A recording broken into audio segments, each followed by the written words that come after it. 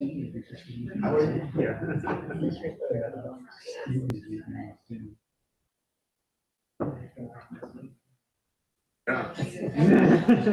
Get through our glamour.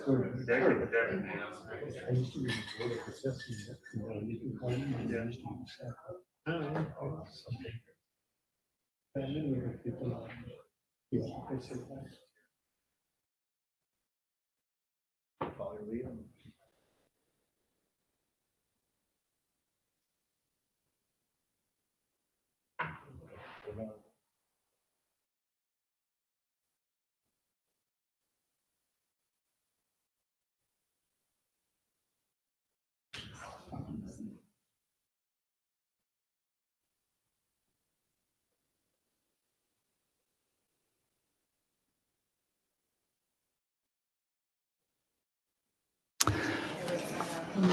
Good evening, ladies and gentlemen and commissioners. I'd like to go ahead and call the Historic Preservation Commission meeting to order of July 12th at 6:00 p.m.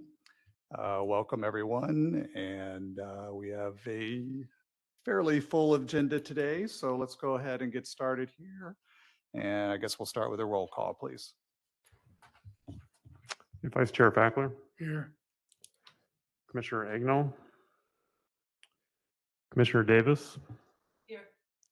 Commissioner Larson, Here. Commissioner Montero, Commissioner Karuka, Here. Commissioner Robinson, I'm here. Commissioner Williams, Here. the Chair Woodson. Here. All right, we have a quorum, 7 members present. Excellent. Very good. Thank you, Dr. Lechner. All right. Item 1, call to audience. I'm not sure if we're going to have anyone in the audience today that'd like to speak that's not already on the agenda, but if you do, if you would come forward and fill out a form to speak to the commission. All right. Moving on, approval of the meeting minutes of April 19th, 2023. Commissioners, you have the meeting minutes in your packet, and are there any questions or comments? Move to approve. Mr. Chair, I have some comments. Commissioner.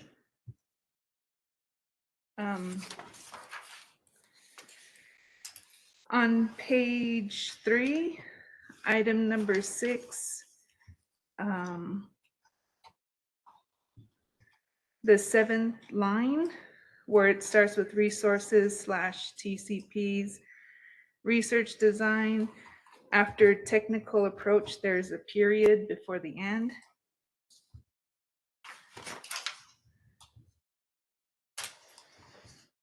On page 4, the 3rd paragraph,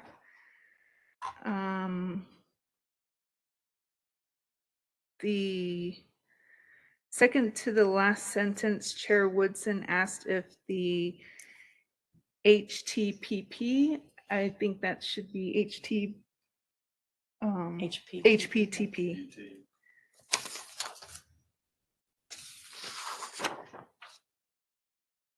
Page 5, the last paragraph, the homeowners explored the possibly, I don't know if that's correct, possibly or possibility of having a parking spot.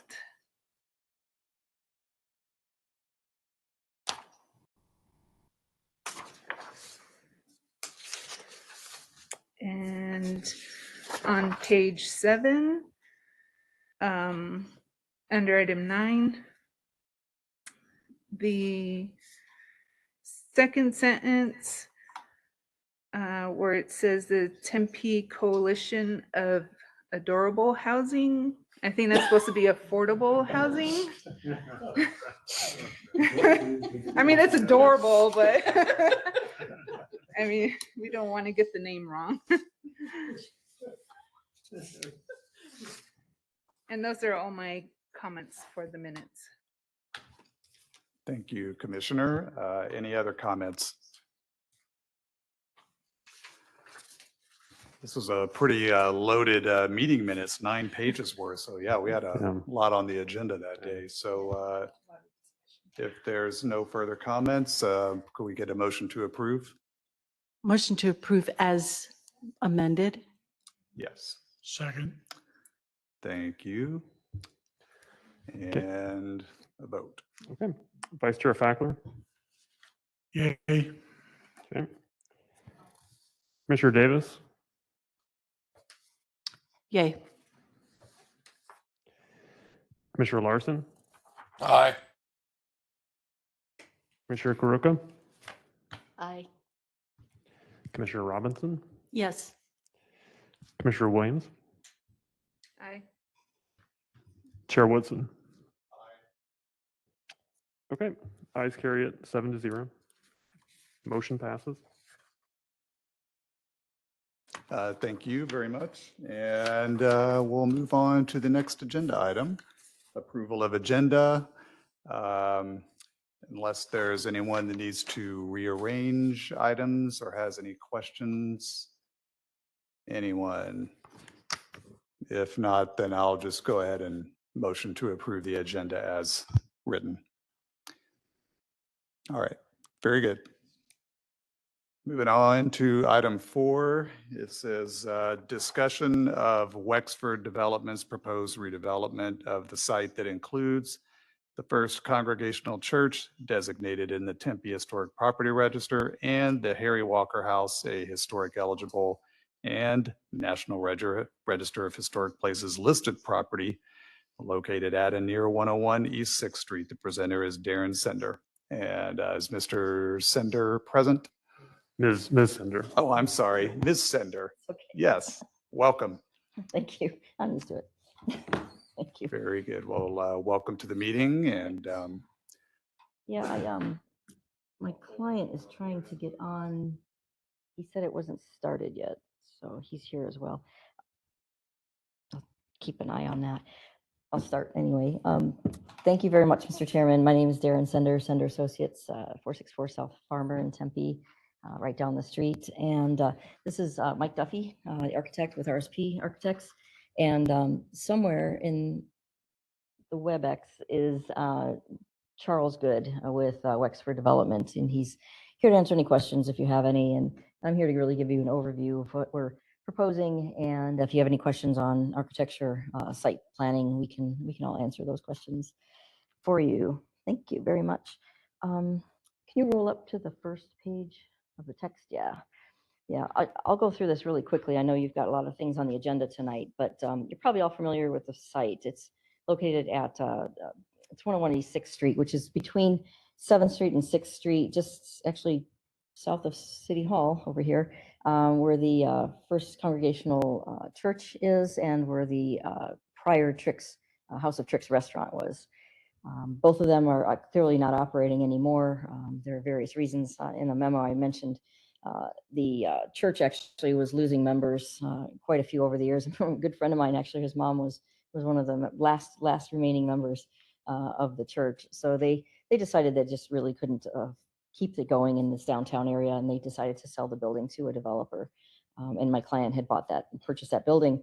And then about a year or so later, House of Tricks, he became friends with Robin and her husband, and kind of was talking to them about their retirement and what they wanted to do in the future. And ultimately, they decided to sell as well to my client. So those are the two properties that we ended up with that are here in red. You can kind of see them on there. The zoning itself is at City Center. It's basically smack dab in the downtown. Same zoning as everything in downtown. General plan proposes future development to be mixed use, high density mixed use, residential mixed use type development. And that's what we're proposing here. It is also in the TOD corridor area, so it proposes more pedestrian amenities, really nice landscaped areas, walkable streets in the area. So that's, again, also what we're proposing here. Okay, can you scroll then a little bit? Let's see. Make sure I'm not missing anything here. Okay, let me see quickly.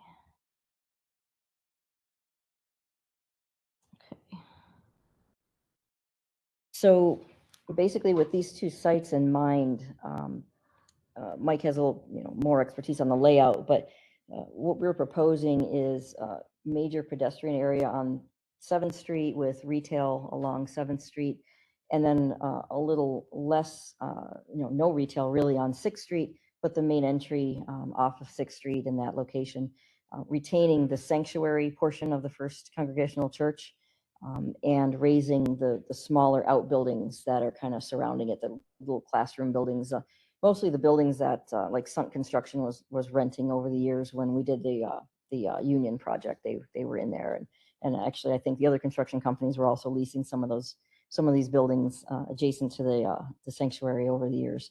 So the sanctuary itself is actually the building with the steeple on it, and that will be retained. It is not part of this project, and we've been working with the city on our development agreement. In fact, we met yesterday again to transfer that property to the city, and the city would then take ownership of that property, and ultimately we're pretty likely going to be a restaurant or some type of similar use in that building.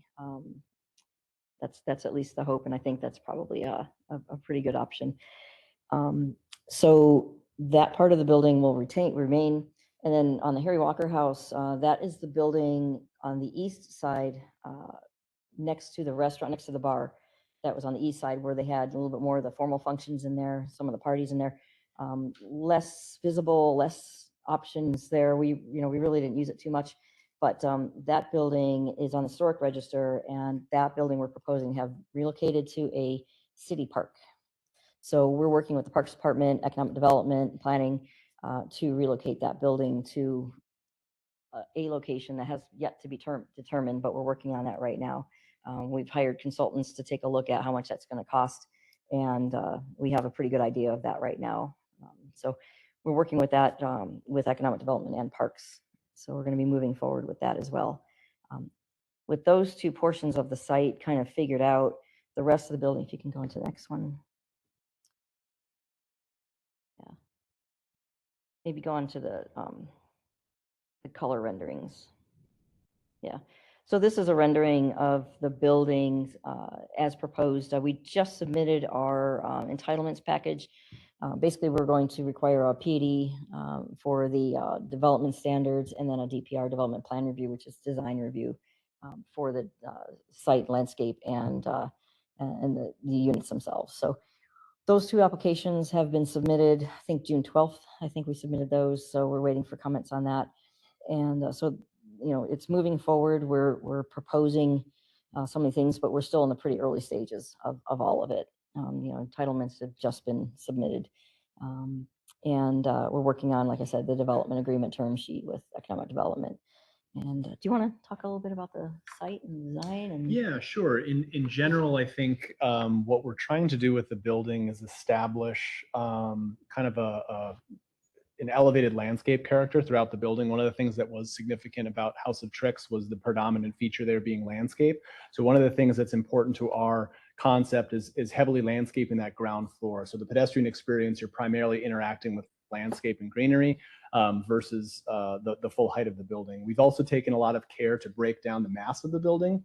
The site is quite large, and the program is large. If it were to be configured in, say, just a solid rectangle extrusion, it would be quite massive. And so we've done what we can to sort of break things down in such a way that it appears as though it's 3 buildings or 3 volumes, and it has sort of this stepped Z-shaped configuration, if you will. And we've treated different materials throughout to differentiate those volumes as well. So we get a little bit of relief along the facade and a sense of movement with the placement of windows and placement of balconies.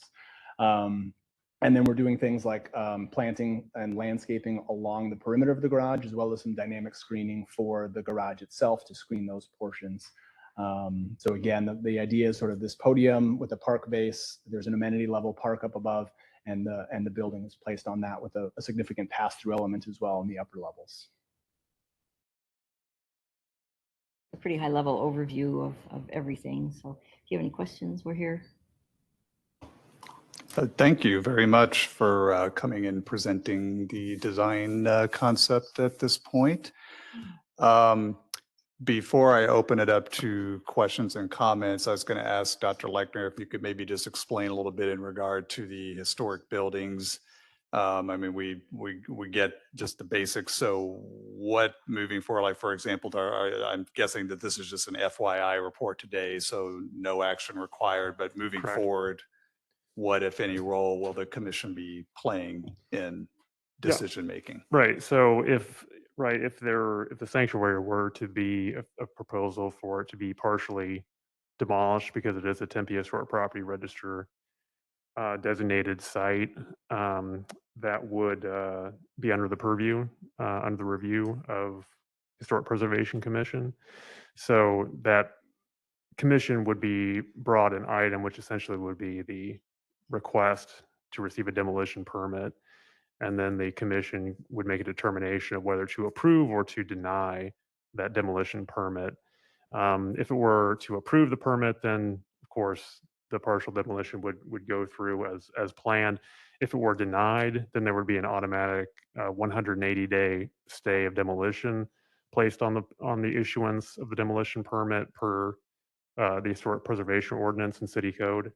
There would be, during that 6-month period, an attempt by HPC and specifically at HPO to try to work out some type of alternative to demolition.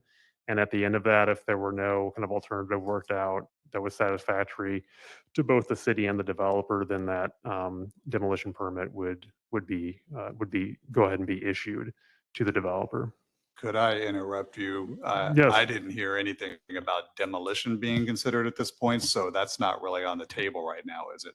Yes. Yes. Right. Of the, so if you can get the aerial map back up. I thought you just said the sanctuary was going to be preserved and maybe sold to the There's- city. there's- Okay, It's like a donut shape. The sanctuary building itself Right. is the church. And yes. then there are a few other little, like a classroom building, a little, you go one more back. Right, so that's what you're Ah. referring to. You can kind of see the donut on the upper, yeah, you're gonna zoom in. Yeah, just the outbuildings, not the sanctuary. Okay, There's just these older, The gray yeah. roof is the sanctuary. The white Yep. roofs are the additional buildings that were added over the years. so are those buildings actually included in the historic property? I mean, it's part of the property? Yes. Those outbuildings? Yes. Okay, so, all right, so that's what you're referring to with the demolition? Yeah, so there's the classroom building to the east, and then what's known as Prior Hall to the west. Those date to 1948. Those like the sanctuary actually dates to 1952. It was dedicated in 1953. The sanctuary and the wings of the building, Prior Hall and the classroom building, they were all designed by Kemper Goodwin, and so that's largely the basis of the designation. Yeah. All right, and for the other building then, the Walker Building, which is, I take it it's listed on the National Register. Is it on the Tempe Register? No, it's historic eligible. It's been classified by HPC as historic eligible, Okay. but it is not listed on the Tempe Historic Property Register. So it doesn't have the protections under city code that the First Congregational Church building would have. Okay, commissioners, do you have any questions or comments? Oh, before we do that, Chair, I'm sorry. Could I take the liberty of Economic Development had asked me, because their representatives have been working closely with the applicant, and they're not able to be here this evening. They had asked me just to pass along a few thoughts for the commission and then to the applicant as well. Would you like me to do that now, or would you like me to do that afterward? Yes, please proceed. Okay. All right. Thank you. So Economic Development had just wanted me to just note some what they call concerns about the applicant's plans. And so they wanted to know the commission's thoughts on these and kind of what direction the developers will take based on those thoughts. And they just thought that this would kind of help everyone to kind of better understand the project. So first is Ms. Sender's memo had included in tonight's meeting packet. As we were just talking about, it mentions the sanctuary as being not part of the development, but that the other historic portions of the church building would be demolished. Noting that the developer will repair the sanctuary with complementary architecture. Economic Development is interested in seeing more detail on that. And then they also noted that they would expect the commission to have several questions about the church sanctuary preservation, as well as the impact of a high rise so close to a historic asset. They requested some clarification on the planned setback between the sanctuary and the new structure, thinking that would also be helpful. In regard to the Harry Walker House, as the applicant had noted, there's a kind of a tentative plan on their part to move the building. They're hoping to move it to city property, but I just wanted to note that there's kind of nothing definitive in that regard. So that's just more of kind of an idea at this point. The city's beginning to explore the feasibility of that, but it's not confirmed at this point whether that will be feasible. They're estimating, applicants estimating about between $250,000 to $350,000 to relocate the house, and that's definitely in alignment with some independent research that I conducted a couple of months ago. So I'm glad we're on the same page about that. So we're just kind of curious if the applicant can provide some insight about any additional planning work that has been done in regard to the proposed relocation of the house besides the quotes that they had received. Economic Development also wanted to mention to the commission, and they weren't sure kind of how interested the commission was in the specific project details, but they wanted to note that the proposed development, after a reduction from some earlier versions, still allots about 15% of the apartments for 4-bedroom units. And so the concern with a 4-bedroom unit is that it could potentially create an apartment building that would, could be attractive to student occupants, which is not really, it's not desirable for this apartment to become kind of ASU student housing. And not to say that would necessarily be the case with 15% of 4-bedroom apartments, but just wanted to make that note. A couple of other points real quick. Chad Schleicher, the Economic Development Program Manager, he's worked extensively on the adaptive reuse of the sanctuary for a restaurant, which Ms. Center had referenced. Economic Development was kind of looking to see if the applicant might provide a little bit more information about how that deal might be worked out with the city, namely when and how it might occur. And then finally, Ms. Center mentioned, kind of some initial talks about deal points for a development agreement. Just noting, we don't have, that we do not have deal points at this point, because again, we are early on in the process. But while the applicant is requesting a government property lease excise tax or a GIPLET, it's not quite clear if council will support it if we don't get more details around the preservation and the adaptive reuse of the sanctuary and the Walker House. So just some points to keep in mind, and just in summary, we're very early in the process, and just want to make sure we're all on the same page about that. Okay, well, thank you. I kind of find that somewhat curious that we're being given instructions by Economic Development Commission and sort of points to guide us in whatever direction they seem to be wanting us to go. But I need Well, to ask I'll a just say couple of follow-up questions. I concur with those points, if that makes you feel better. So H concurs with those points. Well, maybe you could start by clarifying, is the sanctuary actually part of this project or not? Because it's not in the boundary of that. Yeah, no, it's a really good question. We realized we caused some confusion by excluding it from our entitlements because we're not zoning it. We're not redeveloping that. Okay. Our proposal is through the development agreement, and this was reached, an idea that was reached, both relocation of Harry Walker Building and the saving of the sanctuary was something that we'd been talking to the city about for quite a while. And so the sanctuary will be part of our development agreement, which should happen prior to or concurrent with our entitlements, and the transfer of title of the sanctuary building property and the building itself is proposed to occur to the city. So our plan is to provide that to the city, transfer that title to the city. Okay. All right, so it is part of the development at this stage and then It at is, it's some part of the future development, but date. it's not part of our Okay. site because we're not I see. redeveloping that I piece see. technically. Okay, well, thank you for the clarification.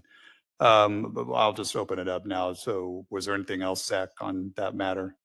No, that's Okay. all. Thank you, Chair. So commissioners, any questions or comments? Chair, I have a question. Few Commissioner. questions. Perhaps to either the applicant or Dr. Lechner, with regard to the former House of Tricks, is the entire complex registered? It looks like there's a cluster of buildings there. I'm not, I think I understand that the one on the east is the one that's registered. Would that be the only building that would be moved if it's relocated? Mr. Chairman, Commissioner Robinson, yes, that would be the only building that would be moved. The information I received is that the other building isn't structurally sound at all, and it's not registered on anything, any historic preservation list, just the Harry Walker Building. And then with regard to the church, what portion of the church building, if not all of it, is on the Tempe Register? So it's the entirety of the structure of the First Congregational Church structure. So it includes the sanctuary, the 1952 sanctuary, and then and this is a little bit confusing, the 1948 additions. So there weren't additions to the sanctuary, there were prior additions to it, to another building. So those additions, along with the sanctuary, are all kind of noted in the designation as contributing to the historic integrity of the building.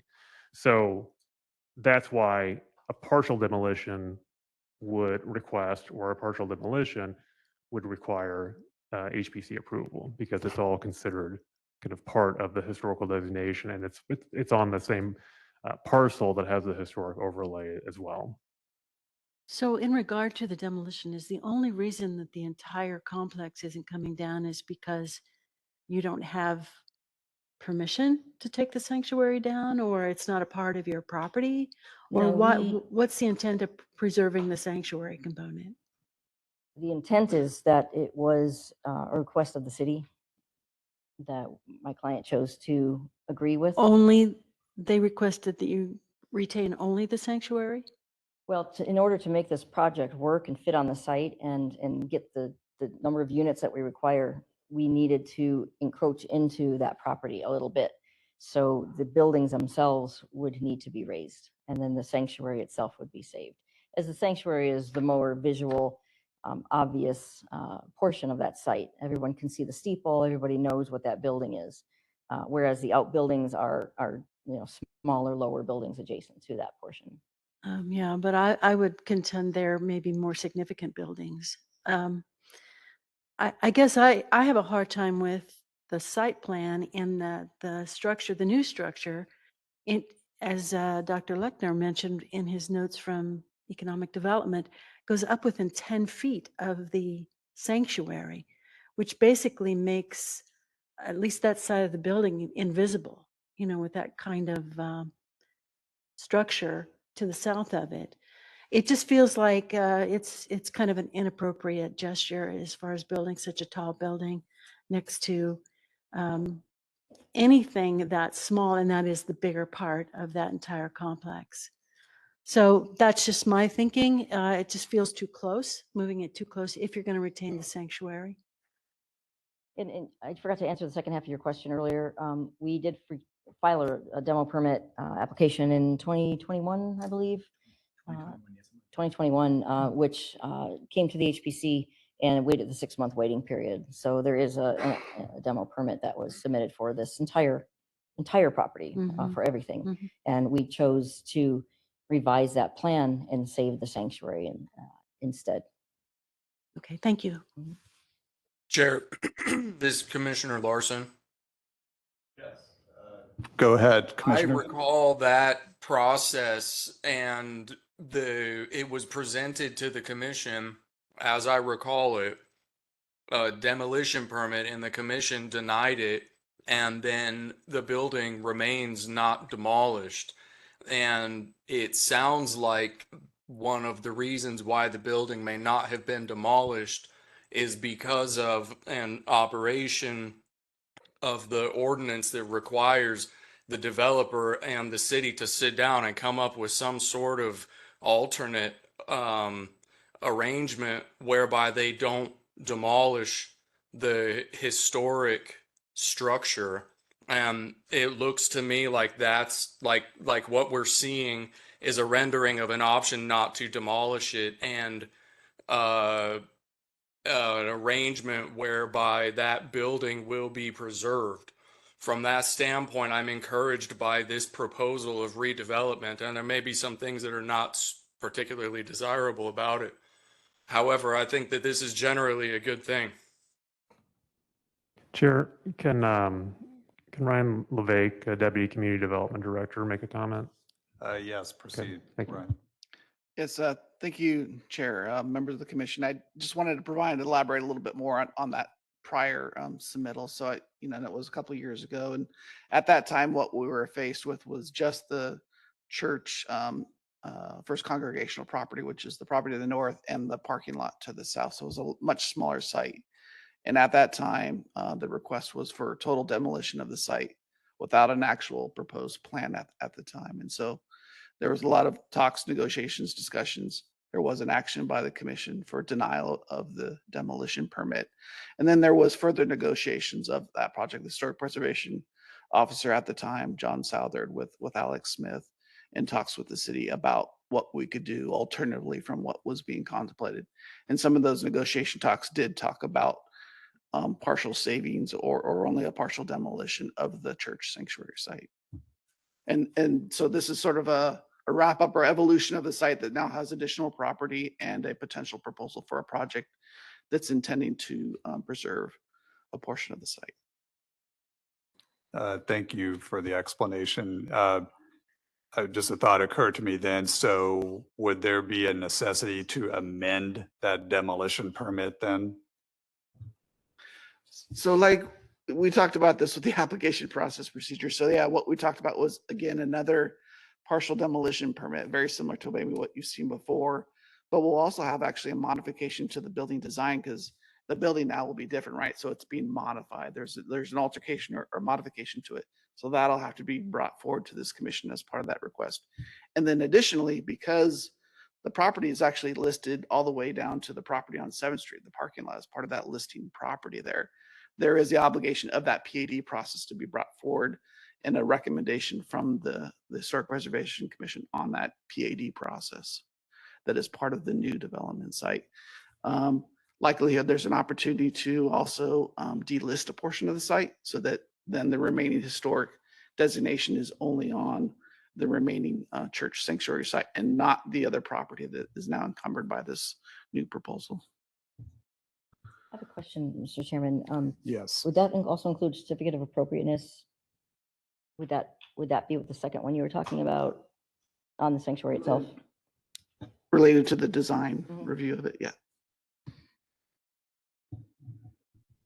Okay, very good. So we will be seeing this demolition permit request again. Is that what you're saying? Yes, Because that the would be project has changed and there's, okay, correct. Yeah. all right. I mean, it still seems to me like you should just rescind the permit because no one's going to use it. So what's the purpose of keeping it? Yeah, essentially the permit, we don't have an active permit for demolition at this time because it's been laid dormant for well over a year. Okay, I see. I'm sorry, I misunderstood. So there's not a permit currently. There was No, an there's not. application and okay, got it. All right, very good. Thank you. But that'll be rectified through this process. Okay. All right, commissioners, any other questions? Yes, I have a question, Mr. Chair. Proceed. I'm wondering if in terms of the Harry Walker House, if there's been any thought to adaptive reuse rather than moving it, because when you move an historic property, it automatically diminishes its integrity by moving it from its original location. So I'm wondering, looking at the very preliminary plan, that you've got the residential tower 28 stories high in the middle, and I'm not sure what the other parts are, if they're supposed to be I believe you said there was an amenity deck and stores or something? I'm just wondering if you've thought of anything. And I'm not an architect, so I don't know how this would fit in, but some kind of, atrium or something, reusing the building for another purpose. Yeah, I'm happy to respond. We actually did study a few of those options, and unfortunately, some of the conclusions that we came to is given the placement of the site, the placement of the alley, and just developable size of a building footprint to circulate around it, it made a significant portion of the site basically undevelopable. And it didn't seem appropriate to span a building up and over and kind of bury it in between either. And so we looked at where building placement might fit and leave it intact. And unfortunately, we came to the conclusion that it probably wasn't feasible. So that is how we landed on where we did. Yeah. So again, the location of the church, for instance, is in a upper left corner of the site. It's pretty easy to sort of draw a boundary around, whereas the Walker House is a little bit more in a more difficult location to deal with, given some of the site access constraints and things like that. Thank you. Good question. Any further questions, Couple of questions, Chairman. Vice Chair? Is the design of the amenity deck on the 7th floor within a few feet at the top of the spire of the church? Is that by accident or by design? Southwest. It will be on the south side. And so our amenity deck is intended to be primarily fronting the southwest. And so we've tried to respectfully move activity away from the church side and the mosque side for that matter, and concentrate activity along 7th Street. So I would say the fact that the heights ended up there was not by design.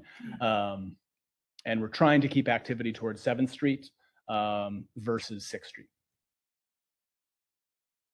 Another question, the alley, public alley. At what level is the crossover above that alley? The clear height that we're maintaining for the alley is, I believe, 15 feet in order to maintain fire truck access through there and other vehicles. We have a little bit of a constraint with the given the site layout in terms of getting ramps up to the garage in a reasonable slope. And so we're trying to maximize that alley as much as we can to allow service trucks and other utility vehicles to pass through there. But I believe our clear height is 15 feet. I think our top of 2nd floor is 18 feet, and then allowing 3 feet plus or minus for structure, utilities, and so forth in the ceiling plane. The last question, and more of a comment than a question. When you're looking at the elevation of the building with the church in the foreground and the building in the background, tell me what materials we're looking at here.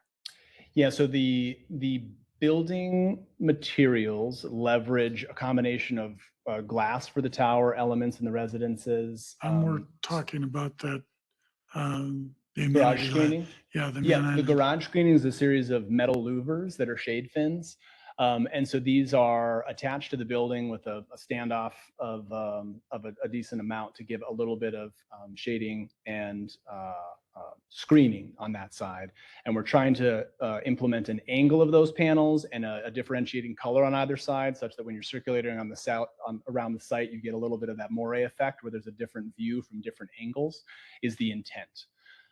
City of Tempe zoning requires a significant portion of garage screening, but we're also trying to get the garage in certain areas to be open as much as we can. So we're trying to satisfy vehicle screening for those levels, as well as create some visual interest on an otherwise visual corner.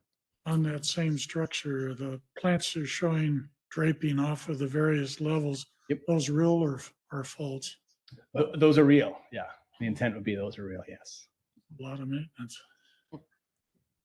And if I can address that, Mr. Chairman, Commissioner Fackler, Wexford Development recently was approved with a project on First and Farmer, and we went through an exhaustive study with landscape architects, and that building is actually fully biodiverse.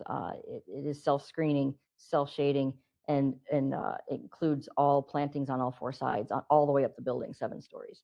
So with the lessons learned from that building, they're incorporating that same green into this project as well. I'm not seeing a whole lot of trees on that amenity deck. Is that on purpose? Everything's low-level landscaping? I'm assuming that that's a fairly green surface. It is, yes. As always, to put a tree on an amenity deck takes some engineering challenges, but it's not impossible. And so I think some of what you're seeing is, obviously we don't have a view in this package from up above. Right. And so some of what it is as we get to the edge, what we're trying to do with the amenity deck is keep activity away from the perimeter. There's public safety concerns and activity concerns. And so we've actually got a bit of a landscape buffer around the perimeter of the amenity deck, and more of the activity is central and offset from the edge. So we're not trying to get people on the edge. And so some of our larger shade trees are a bit more central to that courtyard piece. So you're not seeing as much of the tree canopies overhanging the edge of the building. But there are some, yes, correct. Yep. To echo some of my fellow commissioners here, probably of the 2 buildings, my major concern is the Walker House. I'm not overly thrilled about the idea of someone's neighborhood park being invaded by a building that has no reason for being there other than it was a convenient lot that was available. I would urge both the city as well as the developer to look for a more appropriate alternate site, one in one of the west side neighborhoods where the age and character of that house would fit in much better than being forced into a park. So that is probably my number one concern on the historic side. The church, mostly associated with Michael Goodwin, or Kemper Goodwin in this case, both. I've spent many an hour in those sanctuary or non-sanctuary buildings. They'd be a chore to repurpose. I think there is a possibility of the sanctuary actually being reused. Are you providing, or is there a discussion with the city of providing any additional parking that would make the reuse of that building any easier? Or is this just a zero parking redevelopment, which I'm not entirely against? We've got way too much parking in the downtown to begin with. It's about time we start sharing it. Yeah, Mr. Chairman, Commissioner Fackler, under the CC parking requirements, that building utilized as a restaurant has 0 parking requirement.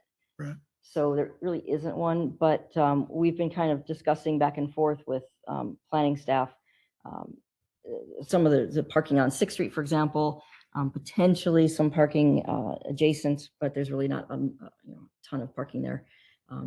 But it definitely has parking availability. There's a significant amount of on-street parking in the area. There's, like you said, a significant amount of structured parking, 290 parking spaces in the Union, public parking spaces just sitting there. Those are available right across the street. So there's quite a bit of open public parking in the area. So we're actively discussing that, and it's a good point. I would equate this potential redevelopment of the sanctuary into a restaurant, much like what this commission has looked at for the flour mill. The proposals for the flour mill don't provide any parking on the flour mill. And for that very reason, there's a good likelihood that that project will actually get done. So this is kind of that same way. Mr. Chairman, I believe that's probably the only questions I have at this point. Again, my major concern is the Walker. But we'll see as you move forward. Thank you. And can I make one more point? 2 more points, actually, Mr. Chairman, Commissioner Fackler. The parking, I forgot to mention too, within the TOD, it's also significantly close to the light rail, significantly close to the streetcar. We've got obviously workforce downtown is significant. The more people we bring to live downtown provides that active base to support the restaurants. So you're 100% right, and that's kind of why a lot of these restaurants and other places downtown share parking. And then your other question about the alley height, the clear height, we have confirmed there are no utilities in that alley. So there won't be a requirement, as I know you're probably familiar with, there won't be a requirement to dig the alley up at any point in the future. So we don't need that, 30-foot clear height for APS or SRP. So that's why the clear height is what it is, in addition to the ramps, the parking garage. But the alley will be pedestrian amenity. It will be lit, it will be designed, and that we're proposing that as well in the project. We just don't have any imagery of that yet. Good, thank you. Mr. Chairman, one follow-up, more of Zach's but you'll no doubt be able to respond to it. Talking about the 4-bedroom units, that sort of thing, which is a concern. I'm assuming that these are apartment units, not condos. What are the likelihood that there would be multiple 3- and 4-bedroom apartments controlled by one person or entity? Yeah, that, Mr. Chairman, Commissioner Fackler, that is absolutely not the intent of this developer. We have worked personally, I have worked on multiple projects in downtown that we see a certain pattern to student housing proposals. We see leasing by the bed. We see, different types of amenities in the building and the projects that are more student oriented. We see the layout of the rooms of a 3 or 4 bedroom layout to be a certain way. And first of all, that is not the intent of this project. This is not intended to be student housing. We know that every project in downtown will have students. We know that. It just happens. They can rent a unit. That's fine. But this project is not geared towards student housing. We are not renting by the bed. It is not fully furnished. It is not meant to be focused that direction. And the design, actually, we had modified. We modified the design of our 3 and 4 or 4, our 4-bedroom units to further distance them from acting like a student housing. So basically, we've got the 2 bedrooms are Jack and Jill's, and we've got a real true master for a master. So it is a true 4-bedroom unit, not a student housing 4 bedrooms with their own bathroom kind of units. And those are the hallmarks of student housing. There is no regulation on student housing. There's no definition of student housing, as I'm sure you're aware. But what we try and do is we look at all the hallmarks of student housing, and in this particular case, we have diverged from those as much as possible. And it is not our intent to be student housing. So even though there are a few 4 bedrooms, the intent of those 4 bedrooms is to bring families back into downtown, to bring people back into here that need to work in downtown or need to work nearby a light rail station to get to Phoenix, but have kids or, have an extended family, maybe their in-laws. That's the intent of the 4-bedroom units. It is not the intent of those to be student housing at all. Just a follow-up again with my main concern associated with that. Let's take Hayden Square, the condos there. I know of one owner that owns 18 of them. And Yes. I guess what I'm wondering is if I walked in to your leasing office with a pocket full of cash and said, I want to rent all the units on the south side of the building, is that going to be possible, or is there going to be policies or covenants in place that would prohibit that? I believe there will be. I can actually let Charles Good from Wexford Development answer that. He's on WebEx.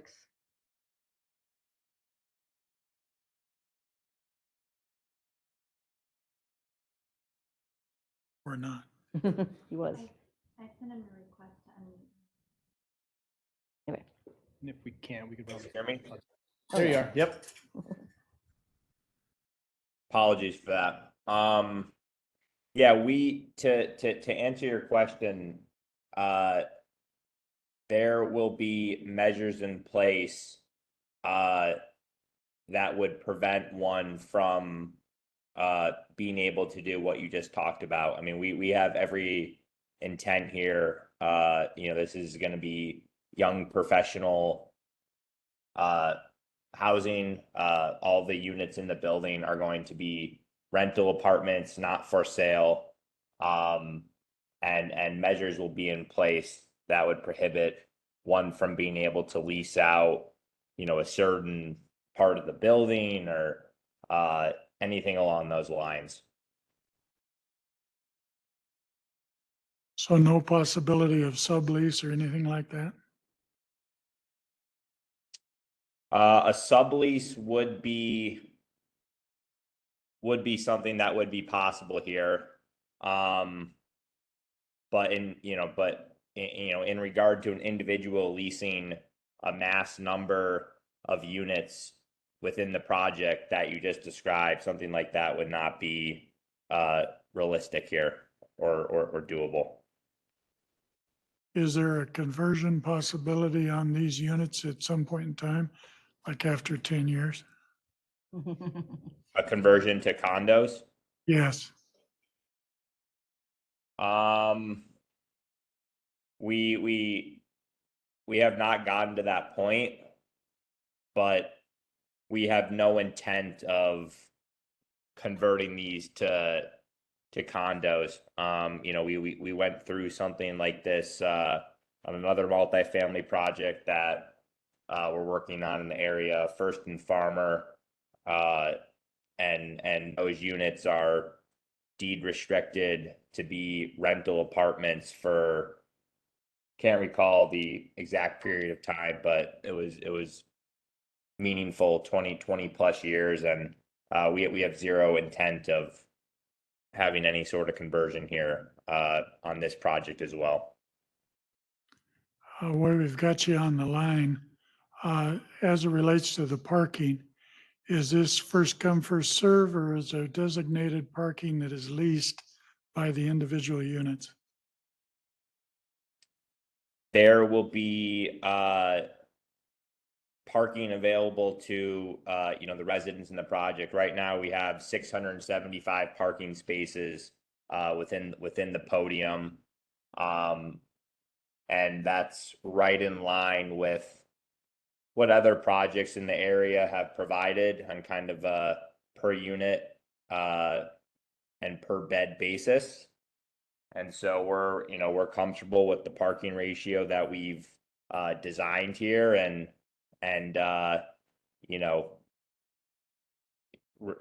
residents in the project will have ample parking on site there, in the garage that we've have on floors 2 through 6. Thank you. Chair, Yes. one more comment. Proceed, Commissioner. Perhaps this goes to Dr. Luckner. I know the topic of relocating the house is obviously a sore one. It always is, because it does alter the integrity of the structure. But just in walking around downtown now, just even in the last 5 years, obviously the character of the downtown has changed considerably. And you look at the historic houses that are located there, the Governor's House, the Hayden House, these are all very low scale and almost impossible to find unless you're walking directly by them. And that's disturbing from a historic preservation standpoint. And I realize that parks are designed for other reasons other than for historic houses. But I think that we ought to think about how to retain houses that we want to keep historically. But maybe the downtown core is not the best place for them. And that's a much bigger discussion, that we would have to have. But even buildings like this, the retaining of the sanctuary just feels like it just almost seems inappropriate. Even if it was modified to be a restaurant, is it still going to look like a church on the outside? Why are we keeping the building if it doesn't look like a church, if it doesn't maintain the historic character of the building, what it was designed to be? So just in terms of relocating houses that just even a few years ago, the downtown scale was much smaller.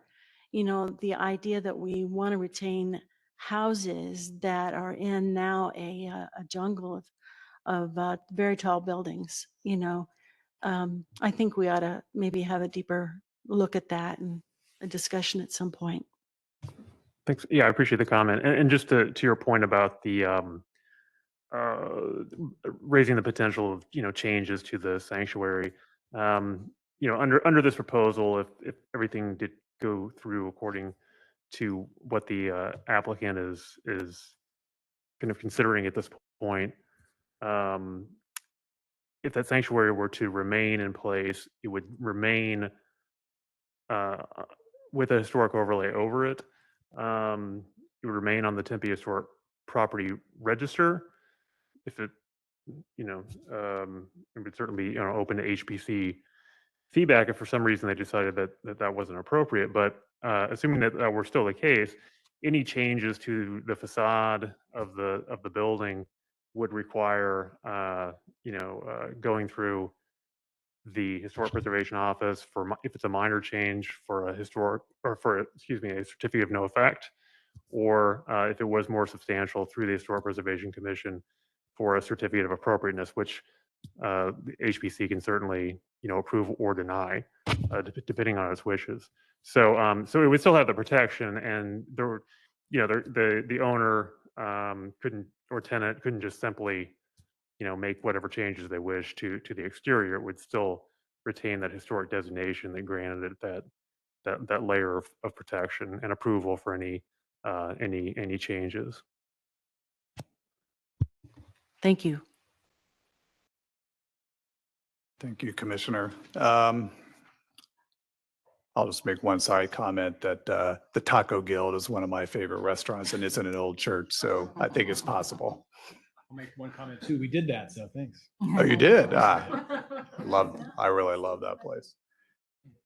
Understood. But further discussion obviously will apparently be had about that. But I do want to go back to the Walker House, and just maybe this is maybe to both the presenters as well as Dr. Lechner, because I'm sensing that maybe there's still a little bit of uncertainty going on with this, and obviously whether it's going to be moved or retained, or sounds like the desire is to move it. It's listed on the National Register. Has there already been discussions with SHPO about this? No, I don't think we've had a chance to discuss it with the State Historic Preservation Office yet. I mean, that would be the protocol, correct? Yeah, it would certainly, yes, absolutely. So yeah, it wasn't long ago that we received these plans, and you know, and again, there was, you know, still kind of uncertainty, you know, at this point, but it was very much the intention of the Historic Preservation Office to contact SHPO, as it does regarding other, you know, kind of National Register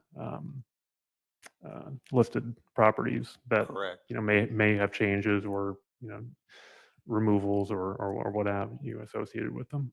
And, you know, not to bring too many cooks into the kitchen, but I might encourage you all to make that discussion somewhat of a priority in the near future, because they might also have some insights to offer on, you know, what manner of approach you could take here and whatnot. So I would like to see that happen, since it doesn't sound like at this point there's going to be much of a role for our commission in terms of decision making with this building. Is that correct? Well, right. Yeah, it's more of it's not to the extent as you would have with the First Congregational Church Right. pieces. Yeah, certainly more of an advisory role, I would say. So certainly, I agree. That's a good suggestion. So yeah, I will plan to reach out to Susan Lawson, who's the SHPO architect, to discuss, yeah, this particular building and her thoughts on the potential for relocation. Yeah. Okay, thank you. And Absolutely. then I just like to ask that, again, just as in an advisory or just an informational capacity, that that matter comes back to the commission at whatever point you all are making further decisions or information about that, just because it is an important building and for all the reasons we're discussing here, the disposition of it at some point in the future is of great interest to us. Yes. Can I make a couple quick comments? Yes, please proceed. About this Harry Walker house? One thing is it say if investigation prove the structure is feasible to move, that seems to me it can be like up to interpretation. I would like something little more commitment than that. What will make it feasible? Because like Watson Flower, like some people will say no, it's not possible to save it, and just depends on who you ask. So I would like a little bit more firm. It sounds like you are committed, but just I don't see that in here right now. And I also agree about relocating to the park. Like city already has limited resources in relocating house to a park, and that means need maintenance and all the money to go, funding needs to go with, and I don't think just there's a better way to spend the park fund rather than saving this old house and put it in. There's like a house relocated from I think downtown to Fifth Street maybe like 20 years ago. That seemed fit very well, and just kind of I think provide another opportunity for the house and keep maintain the character of the area. So I would like that to be considered. Thank you. Okay, thank you. Any further comments or questions? All right, hearing none, then we thank you for coming to the meeting and presenting the information, and we look forward to hearing more about this as it develops. Thank you. Thank you for having us, and we'll be back. Thank you. Thank you. Thank you.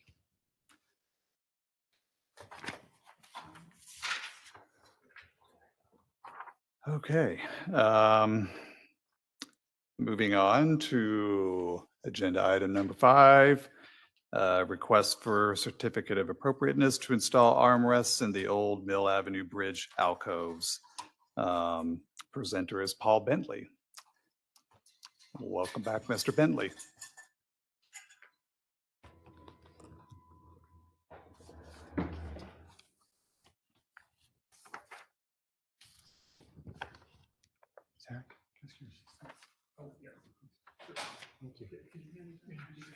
Thank you, Ambika.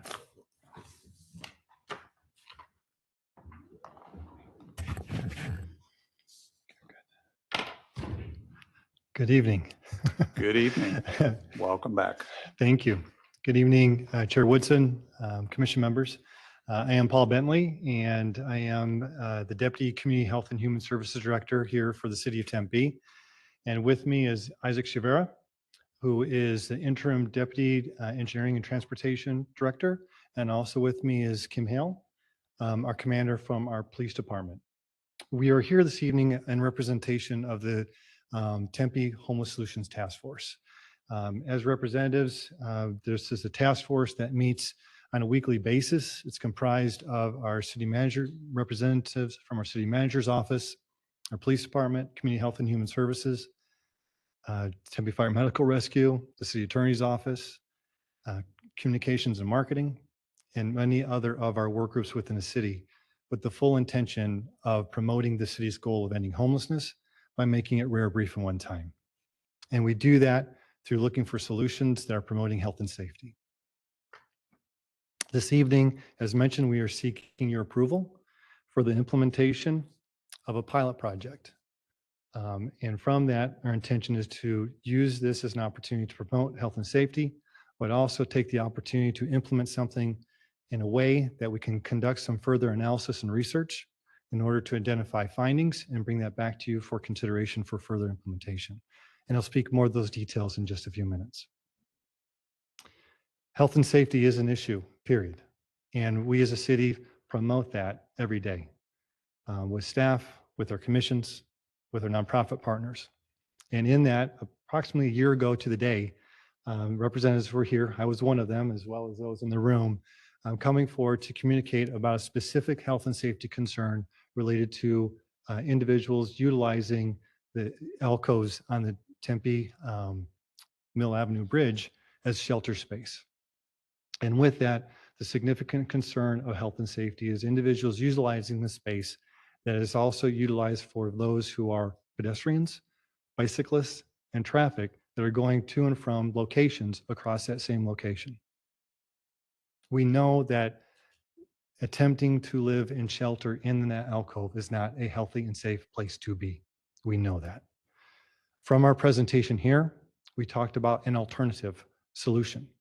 And from that, I'll talk about what that was in just a minute. But from that conversation, this commission provided some specific feedback to us to consider as far as different alternatives that we should look at, to think about, to explore, and a way to come up with a greater solution that was not looking to provide something that may diminish the alcoves themselves, and think about this in a different way, a different perspective. And so in that year's time, that is exactly what we have done, and why we're here again this evening, is to provide some information as to what has been done proactively in order to promote health and safety beyond addressing the alcoves themselves, but also seeking your support and able to do something in addition to that this evening. What do I mean by that? Specifically, part of the conversation that we had was, what are we doing in regards to physical presence, and what is our physical presence on Millen Avenue Bridge? We have, as staff, through the support of Mayor and Council, through the support of those in leadership positions, have implemented a walking opportunity from our homeless outreach team on a daily basis. So on a daily basis, we have staff from our outreach team known as HOPE that are traversing and communicating and engaging in the mornings on a consistent basis in the downtown area, on Mill Avenue, and on Mill Avenue Bridge. In addition to that, our police department expanded its services utilizing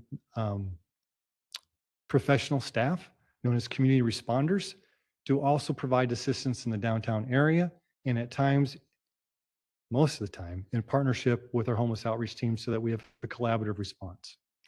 In that, we have implemented that system, and we have some data to share this evening about the success or about the work that's being done with that group. In addition, our traffic engineering group consistently addresses debris and trash on the Mill Avenue Bridge, as well as other places in the city, to ensure that we are consistently promoting the city and also ensuring the cleanliness of the city by addressing trash and debris wherever it may be. And in our current state, the alcoves are an area where trash and debris accumulate and need to be addressed on a consistent basis, even with the strategies I'm going to be continuing to speak about. From that, we as a city have put significant efforts and funding and resolve into coming up with a better way to approach in a more positive way, not even a more positive way. We've been positive in the past. I've been here for a long time, so I can speak to that. But coming up with more innovative ideas and thoughts and practices to, again, address the need of our community.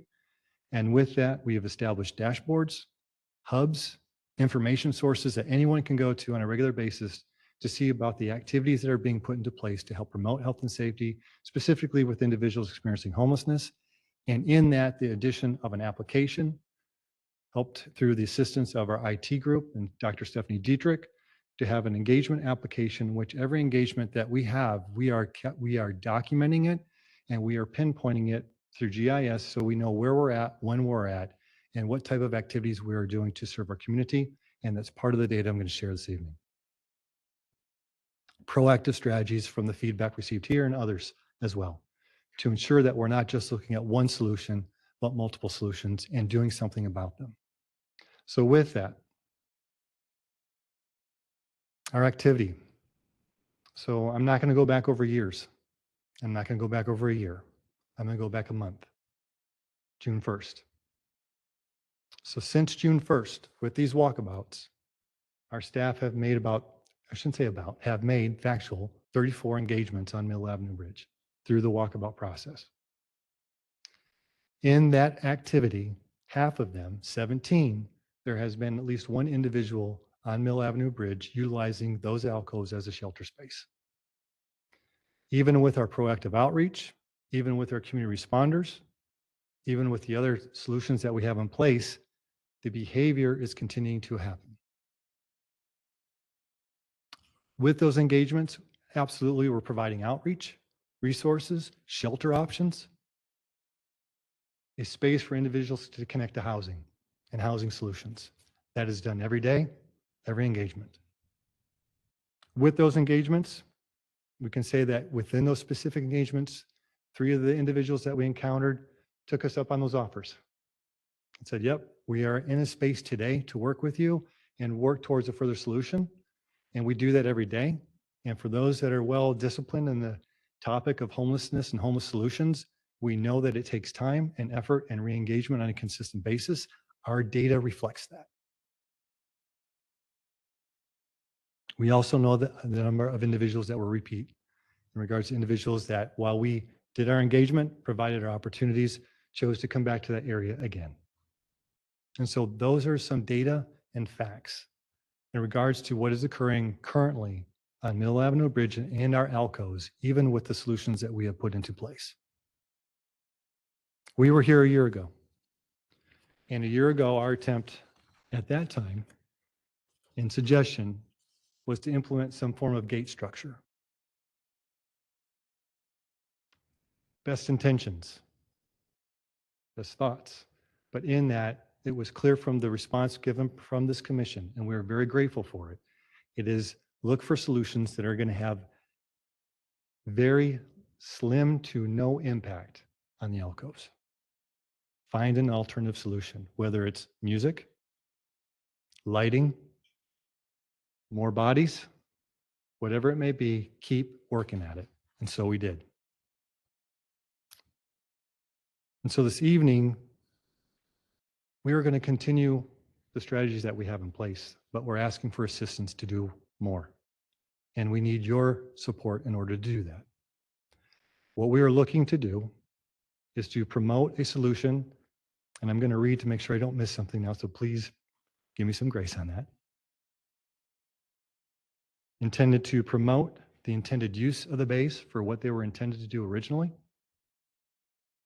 Promote the health and safety of the community by reducing our traffic concerns and our health and safety concerns of those using the alcoves as a place to stay. To promote good financial stewardship by reducing the accumulation of trash and debris. To mitigate concerns on the impact on the alcoves themselves, as just discussed. The whole intention here is to make sure that we are recognizing our history and finding a way to preserve our history. Ensure that our solution is ADA compliant. And also ensure that our partners are part of this process. And in that, recently, the Mayor's Youth Advisory Council provided their recommendations as part of a commission to Mayor and Council, which covered several topics, one of them being homeless solutions. And in their recommendations, they were speaking specifically of being mindful about how you are responding and providing services to those who are experiencing homelessness, and that an area that we need to be specifically purposeful in is not putting things in place that can be considered defensive or hostile in the architecture of their design.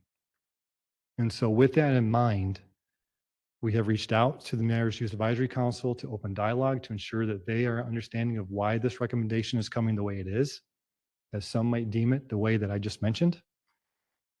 Met with the coordinator of that group recently and provided this information and communication, and also establishing a way to meet with their chair to have further dialogue to ensure that we are in partnership and understanding of what this is as compared to what some of those concerns are specific to other areas in this nation. So with that, I'm going to ask Isaac to come up and talk specifically about the solution, to answer any questions you have about its design and purpose, but also again to reinforce the fact of the ask this evening is not to place armrests on all 8 alcoves at once. The data that we have suggests that we need to do some further research. So the ask is that we get acceptance to put a sample size of armrests into the alcoves, 4 of the 8, put them in place, continue the work that we're doing and the data gathering that we're doing. And after 3 months' time, 90 days, review the data to see if we see any significant change of behavior, period, or within the locations that have armrests compared to don't, because we're able to do that with the system that we have in the GPS, and come back and be able to communicate those results to this commission to see what those findings mean to all of you. and future looks. So with that, Isaac? Good evening, Chair, Commissioners. Isaac Shavir, Interim Deputy Director of Transportation. So in front of you, you have a design that was put together for these arms that were just discussed. And from a year ago, as Paul just mentioned, we heard you loud and clear. You wanted something that was not obtrusive to the existing alcoves, something that was not going to be installed and directly drilled into the concrete. Therefore, that concept in front of you, or that design that's in front of you, and we have actually the actual sidearm, if you'd like to see it as well, so you can touch it and feel it. It gives us the ability to install it, clamp it, and it has, which you don't have in front of you, it talks about plates that basically clamp on to the existing bench at the base, so that when the bolt gets tightened, it doesn't directly impact the concrete. It actually acts as a clamp with a 3/4 inch bolt. And currently the 3/4 inch bolt is not theft resistant unless we weld it, tap weld it, and or provide some sort of a tamper-proof bolt. That's about all I have to share. If you have any questions, I'm more than happy to answer any of your questions. Thank you, Paul. Thank you. So Chair Woodson, Commission members, we were here to answer any questions that you may have. Thank you.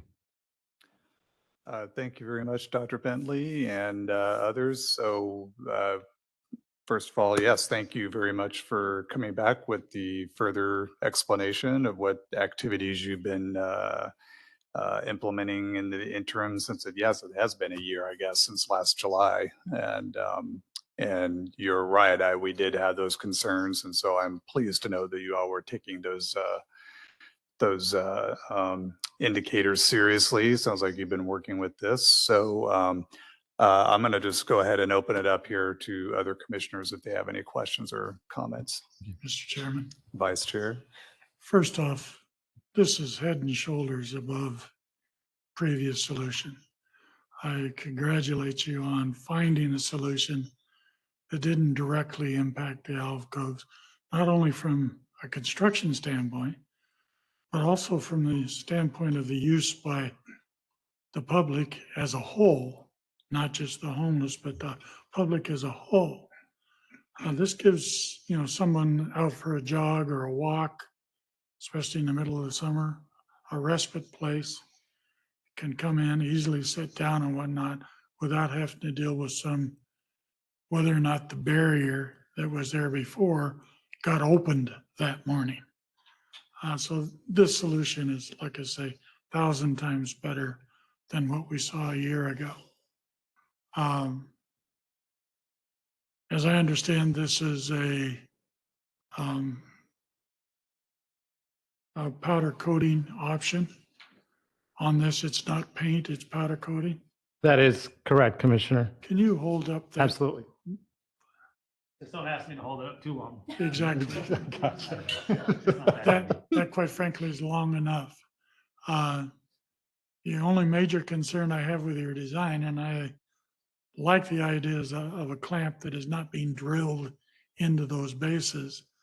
The only concern I have is the sharp corners on those handles. I think that needs to be rounded. In fact, the drawing on figure B shows those being rounded surfaces. And I didn't think otherwise until you picked it up and I saw those sharp corners. That's an issue. A little kid stumbling, banging his head into that sharp corner. I'd hate to be the city inspector that has to review that one from an insurance claim. So definitely that those need to be rounded corners from the get-go. If the ones that you currently have in place aren't rounded, I recommend that they be changed as part of your program to study this for 3 months. I like that idea, and I like the fact that you'll be looking at statistics.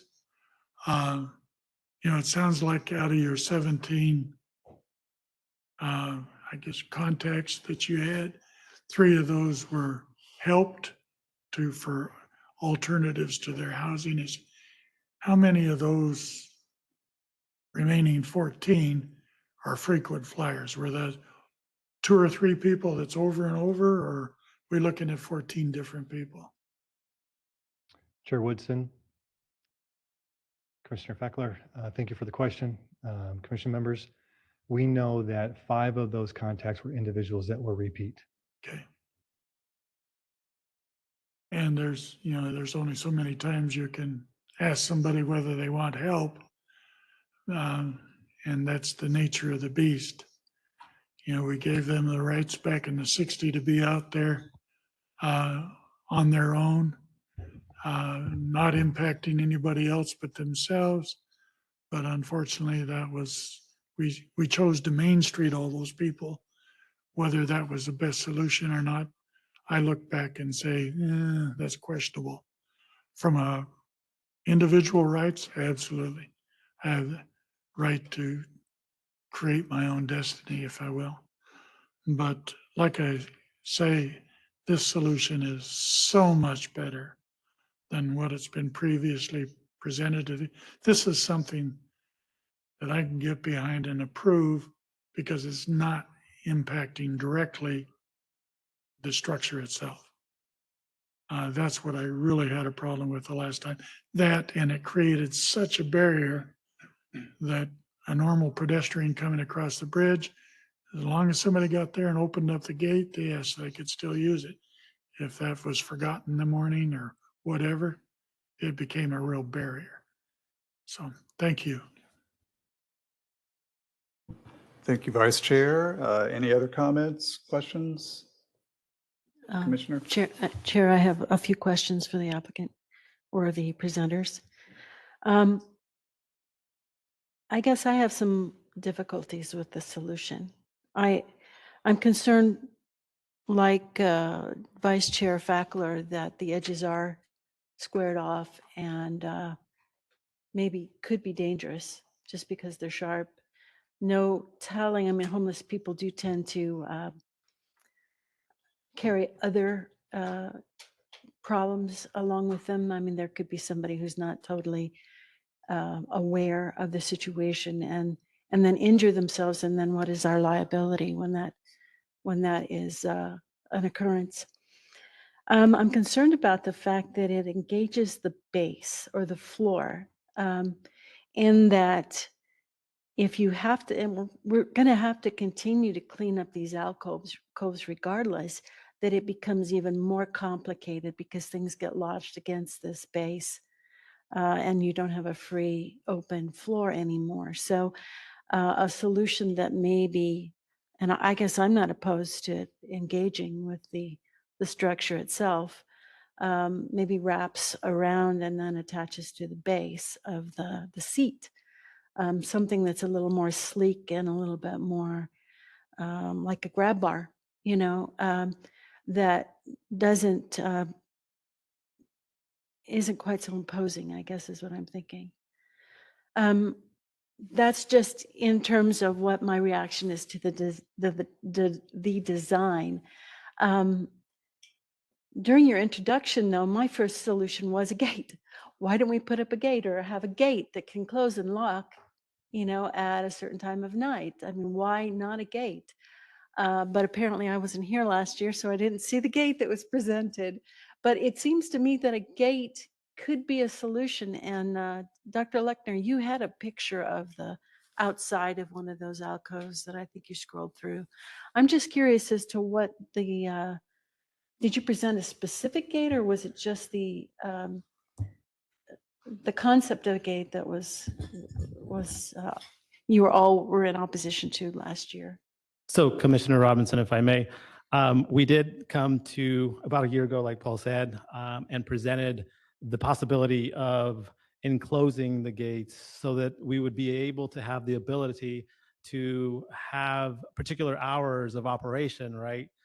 But the big concern with that, of course, is it was very intrusive, as we heard from the commission, as well as you can imagine, the weight of a gate, as large as these alcoves are, you would have to drill into the existing concrete in order for us to mount what at the time was at least 4-inch, anywhere from 3-inch to 4-inch anchors.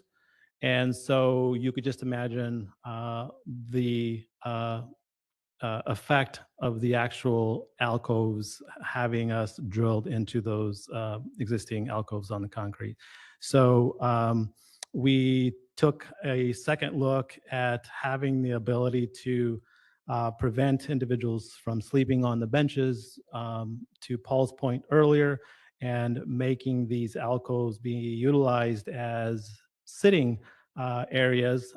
And so to answer your question earlier about the ability to have them mounted and affixed to the base, that's exactly where they're tied into, is the base, the base of the chair, as you could see on the picture.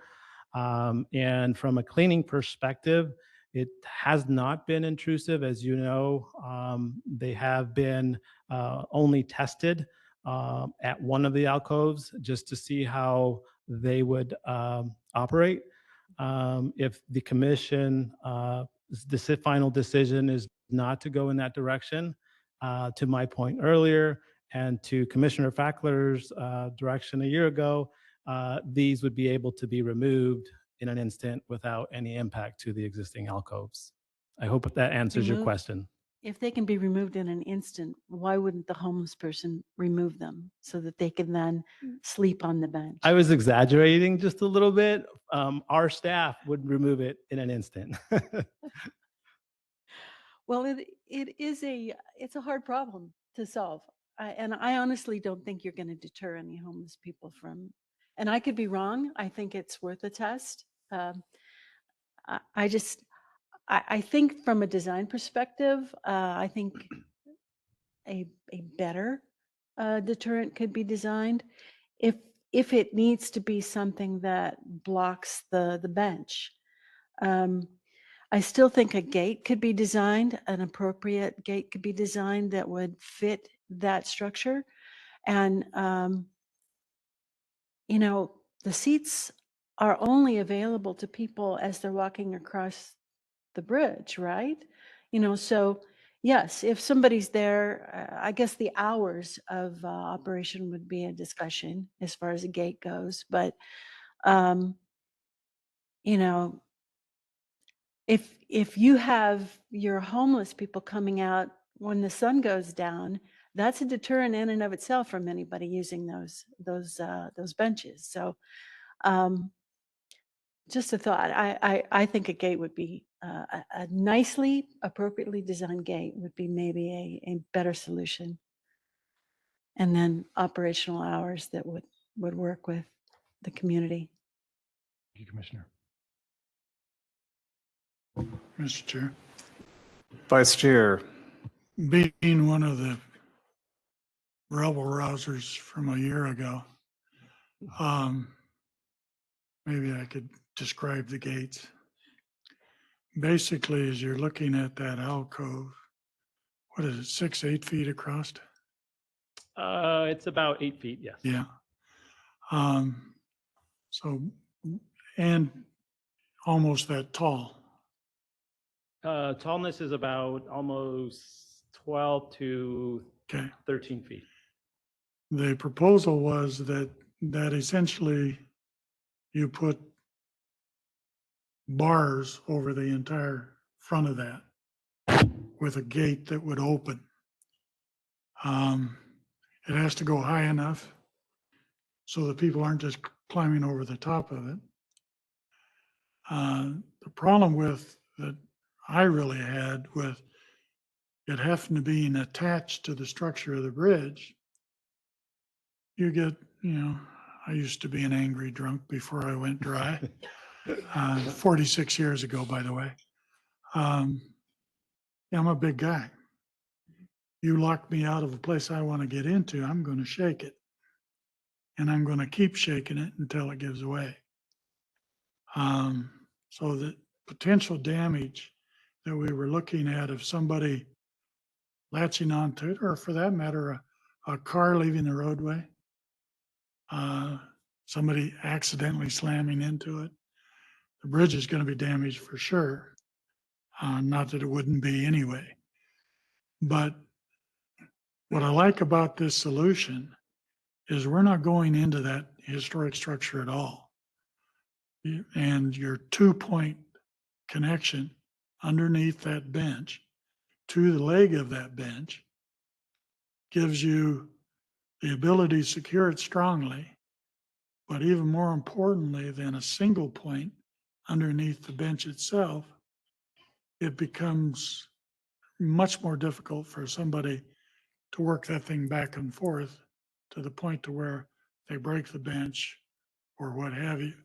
It's a solid connection without being a connection. So I appreciate the design and the effort that you went into creating this solution over the last year. Obviously, you've had a lot of other people and a lot of other input, especially from those that deal with the homeless situation on a daily basis, a job that you couldn't pay me enough to do. But I'm glad that there's people out there who are doing it. But again, I applaud your solution. It is so much better than what I saw a year ago. Thank you. Thank you. Any further questions, Commissioner? If you're waiting for a rebuttal, I won't offer any. Very good. Commissioner Davis. Yes, I do have 2 questions. One, you said that these were ADA compliant, but I'm not seeing many measurements around, and I'm not really good at transferring the measurements there. So what is the width of the entryway of that middle seat? You know, like, is that, what size bottom can fit in there?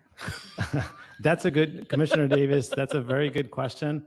I have not measured that. However, one of the steps that we did take is to make sure that we sent this design concept as well as these pictures to our ADA specialist, Nanette Odell, and she gave us the thumbs up. So it meets the ADA compliance Great. component.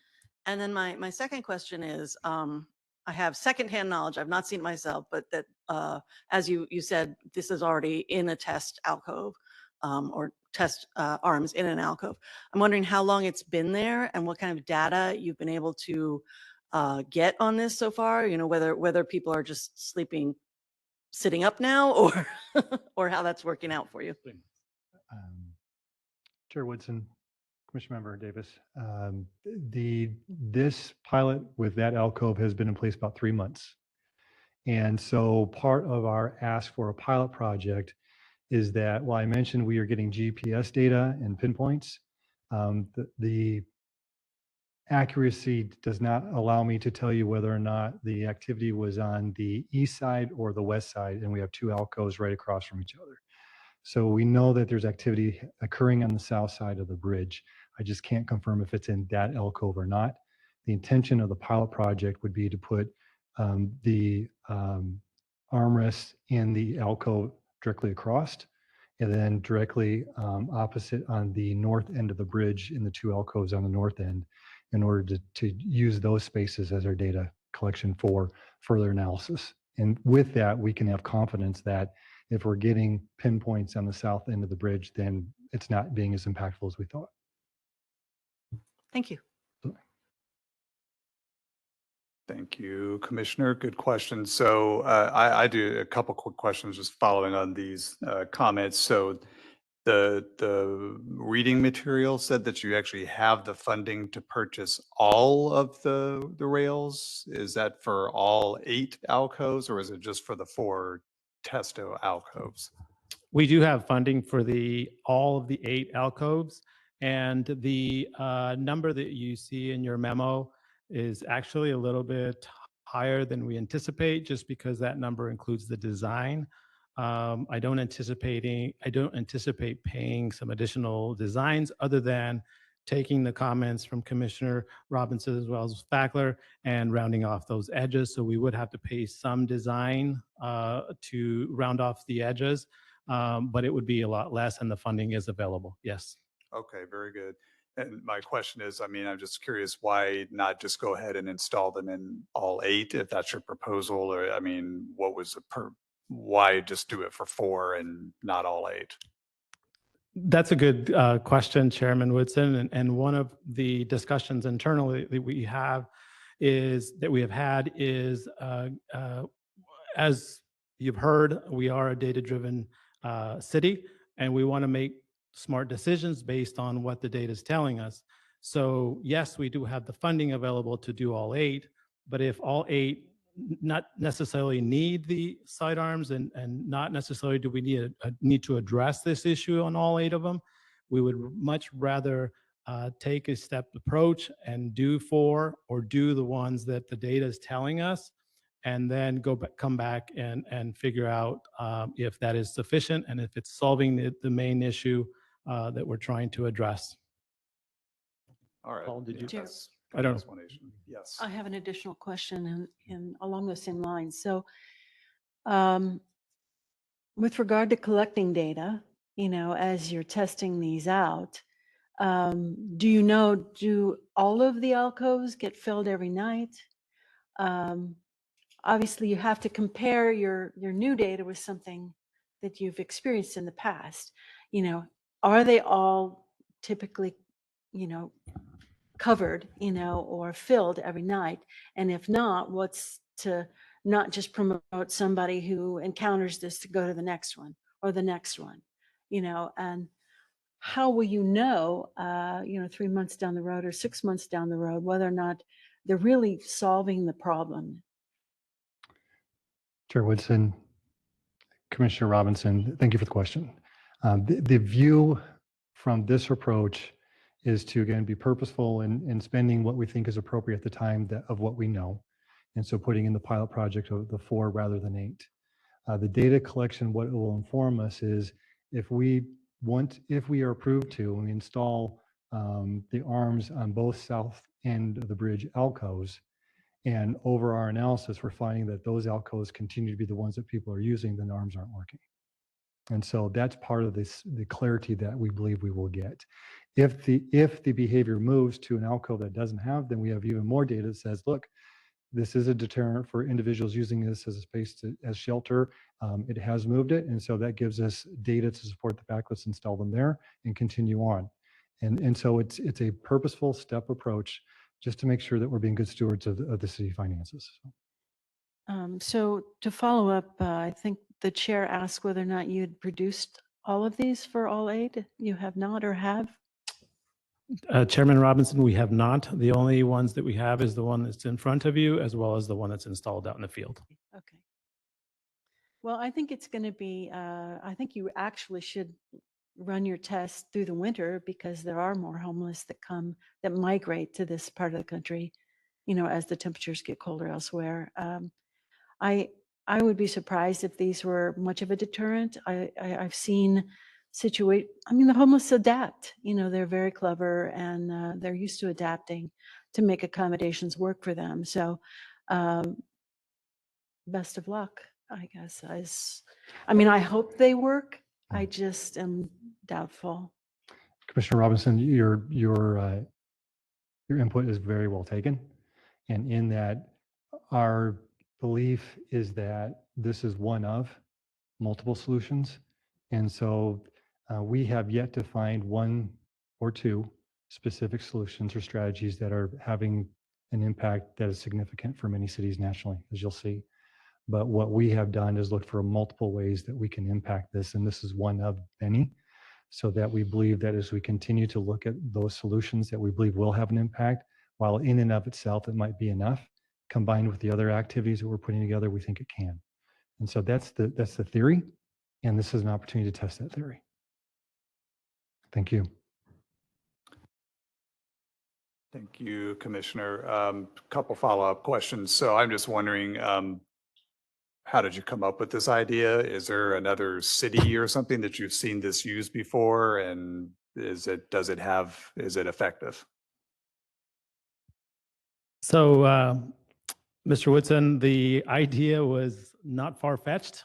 If you take a look at our existing bus shelters, all of them have the sidearms and are ADA compliant. And that's where we got the idea, and we brought on the designer that put together the design for what you see in front of you. All right. Well, good. That sounds like a good reason. And then the other question I wanted to have is going back to at the beginning of your presentation, talking about data, and you said you weren't going to go back and tell us about the last year. Would you tell us about the last year? What, like, since we saw you a year ago, is it basically unchanged as far as your current efforts to deter in this area? And could you speak to that just a little bit? Chair Woodson, are we speaking specifically to the Mill Avenue Bridge or to the city as a whole? Well, the bridge specifically, but I'd be curious, I mean, without making this meeting any longer, than it needs to be, you could No, tell absolutely. us what you No, it's have just learned. level analysis. So thank you. And I appreciate the question. We do have the ability, we implemented our new application approximately a year ago, a little over a year ago. And so we would need to go back and ask for this type of analysis to be done further back. I don't have that information in front of me. And I know that we have incrementally been becoming more mature in the data that we're gathering. And so I will absolutely see if we have that data available, and if it's available, present it. And we could either do that in a presentation here or through a memorandum based on your choosing. Yeah, I mean, I think that would be useful. I mean, I think it would be of interest anyway. And, but I mean, clearly you all are still pursuing this. So you're at least anecdotally, you're still seeing a need for something like this to try. Chair Woodson, our desire here is really to ensure that this space is not utilized as it currently is because of the safe and healthy reasons. And so while we will look at the data, and if we can communicate what has happened as far as an impact based on those strategies that we suggested, at the same time, from our perspective and the task force perspective, is that while it might be moving in the right direction, it's still not getting us to where we need to be yet. And so we're looking for additional strategies to do so. All right, thank you. Thank you. Any further? Yes. So the one other challenges with gate was, I think it's physically, just visually, it was very rejecting. And I'm glad that you came up with this, because this is, like you said, it's been proven, tested in the public space benches. We install these barriers so people can't sleep on it. And so even though probably it's not popular, but it's not, doesn't feel like as big rejection as gate being closed at night. Like you can't come in here. That's the message wasn't a good one, I believe. In addition to physically, it was impossible to install in historic structure. Only thing, talk about this corner, I just I saw it's white and like had a surface, but you can test it, but it might be tempted to draw something over. So maybe another reason to make it more round so people are not so tempted to scribble on it. That's what I thought. Thank you. All right, thank you. Any further questions or comments? Chair Woodson? Yes. Just thank you. Thank you for you and the commission members for an opportunity not only to present a year ago, and also to be able to hear the feedback and suggestions and recommendations, and giving us the space and time to research alternatives, and then also come back and to present that in a way for either further research or support. But just thank you for that opportunity. You're welcome. And again, thank you. And I echo Vice Chair's earlier comments about I think you all came up with a very effective solution myself. And I think we're going to proceed now because we need to get a motion on this. Is that correct? Yeah, I originally, my understanding was that the applicant was going to kind of request installation in all 8 locations on a kind of a semi-permanent basis. And so that's why I put on the agenda the request for a certificate of appropriateness.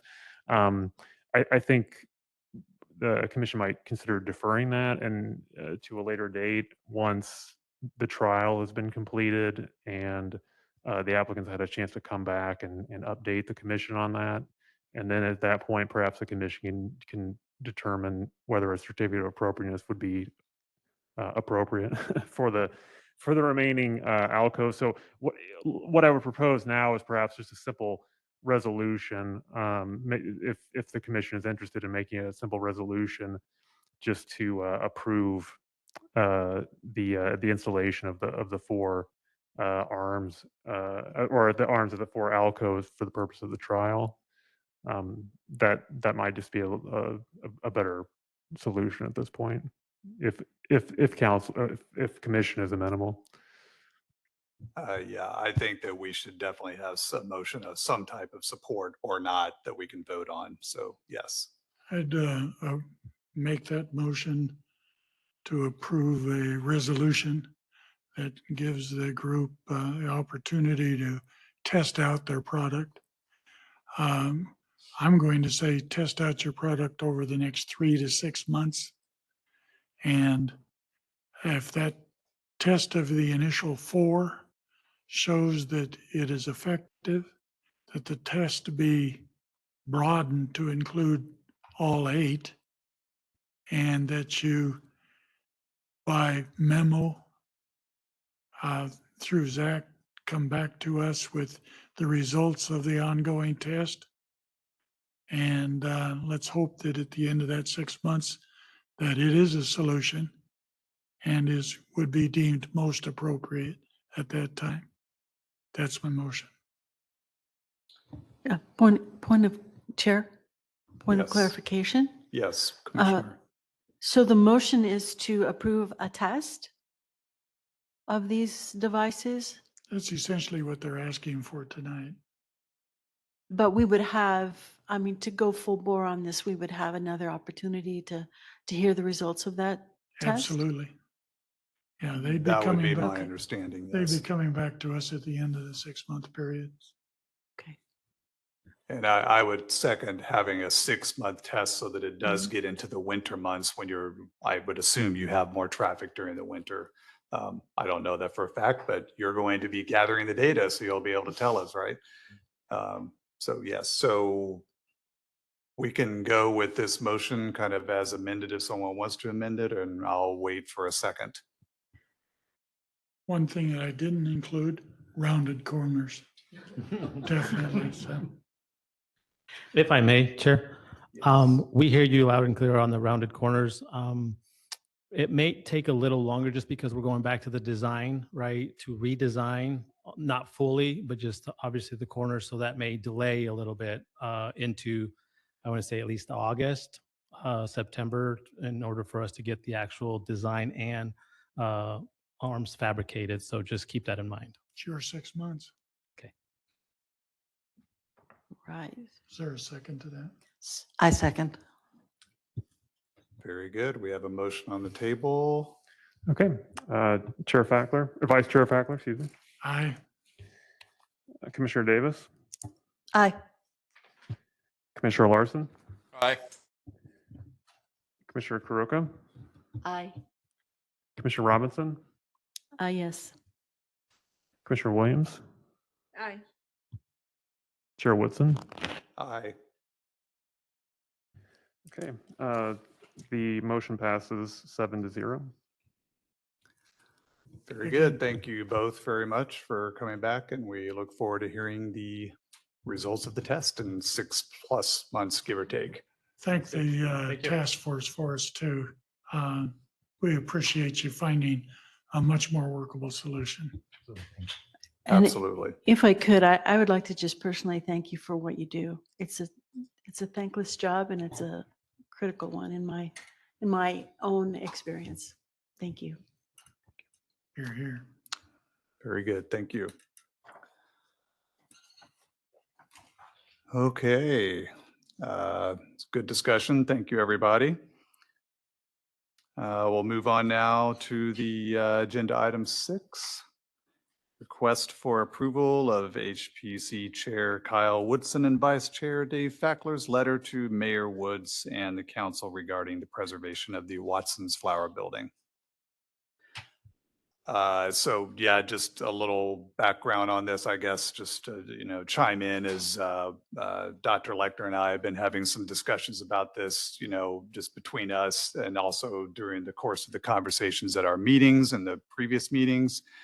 And also just kind of felt that there might need to be a little more emphasis added to the commission's perspective on on this building, since there's been a lot of discussion about this, and it still does seem to be like it's at least the way the project appears to be going, that it's the proposal is to demolish the entire building. So the idea was to get a little bit more formal response that the mayor and the council might actually read and potentially could even respond to, and maybe even the possibility of opening some kind of discussion or engagement with any or all of them in some manner. I don't know, but that was sort of the motivation behind writing this letter.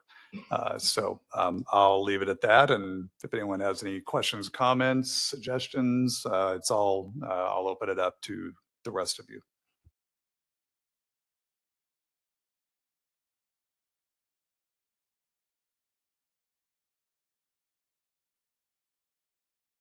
I just have a comment. I think it's great. Thank you for preparing the letter, and I think it's worth trying at least before they demolish.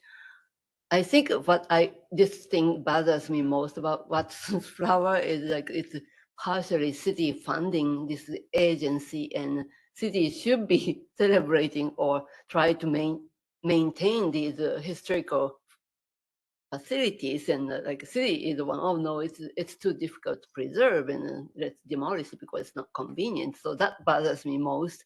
Like, how can city tell the private entities like you better preserve this if the city is demolishing when it's not convenient? So that was what it bothered me most. So thank you for writing that. Oh, and just point of clarification, and point well taken, Commissioner Quiroga. But just to clarify, there isn't actually any city funding that's been used for the purchase of this property at this City time. doesn't fund any for TCAA. No, not TCAA. Nothing. No, I don't believe so. All right, Yeah. I didn't realize that. Yeah, that's a Like private grant. nonprofit. Yeah, it's a nonprofit that's not affiliated with the city. Not affiliated with the city. TCAA isn't, and then there is an organization that had purchased the property, which is called the affiliate, but that's actually not city funding that was used for that organization to purchase the property. Purchase, but the who is going to occupy it. I'm sorry? Doesn't TCAA get any funding from the city? No. No. No. Oh. So TCA may end up purchasing it from the affiliate, but yeah, there wouldn't be city. The plan at this point is there would be no city funding involved in that. Not So- necessarily in this development, but who the organization has nothing to do with the city. Right, TCAA. Nothing? Correct. Yeah. Well, but that's my I mean, could we understanding. maybe back up a little bit? I mean, that parcel, albeit that it's not a city-owned parcel, is still part of the overall affordable housing project, correct. which is a city initiative. It is. And employs federal funds. It is. It may not be applied to that particular parcel, but it is still part of the whole project. That is So it that's- falls under the umbrella, so to Mhm. speak, of the whole project, which is a Yes. city initiative. yes, and you're So, referring I to. mean, and I appreciate you making clarification, but it's Yeah. still, I mean, we're kind of like, kind of trying to slice the bread a little bit differently. I mean, it's still, the Right. perception is for me, and I believe the commission, and I believe the public in general is going to see it as a city project, Right. generally speaking. I mean, that is the way it has been presented. So. Yeah. Yeah, I was just trying to make that narrow clarification, and yeah, I wasn't trying to to point out a distinction without a difference, but just to clarify that point narrowly, there's no city funding involved. But yes, it is it has been incorporated into the larger Apache HUD affordable housing project, which is a City of Tempe initiative. Correct. Great. Thank you.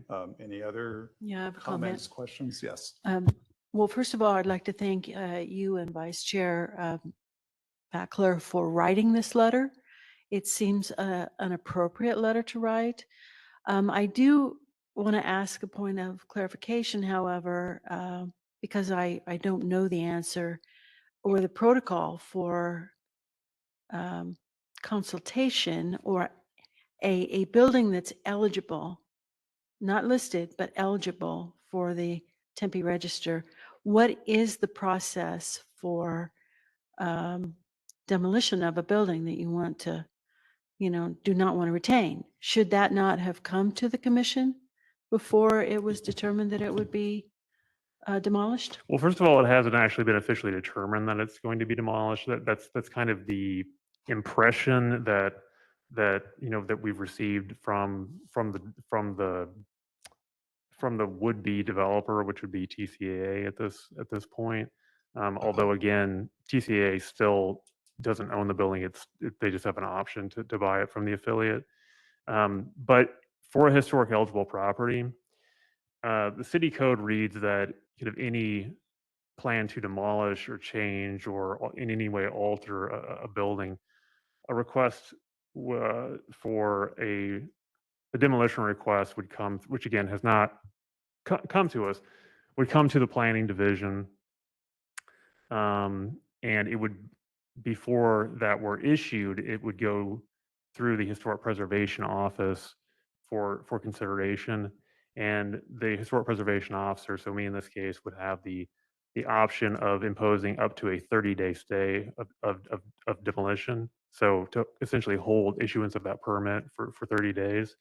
But there actually is no, although I have, at various points asked to involve the commission, in this process. It's not actually a requirement of code, and Historic Preservation Commission does not have is not authorized to make any type of decision or determination related to the disposition of the property, if it is just historic eligible rather than designated actually designated in the Tempe Historic Property Register. Well, in response to that, I think that in the letter, however, the two authors did cite multiple locations where it was brought, where it's encouraged that various parties, various departments should be consulted prior to something like this happening. And I think that this is certainly an appropriate one.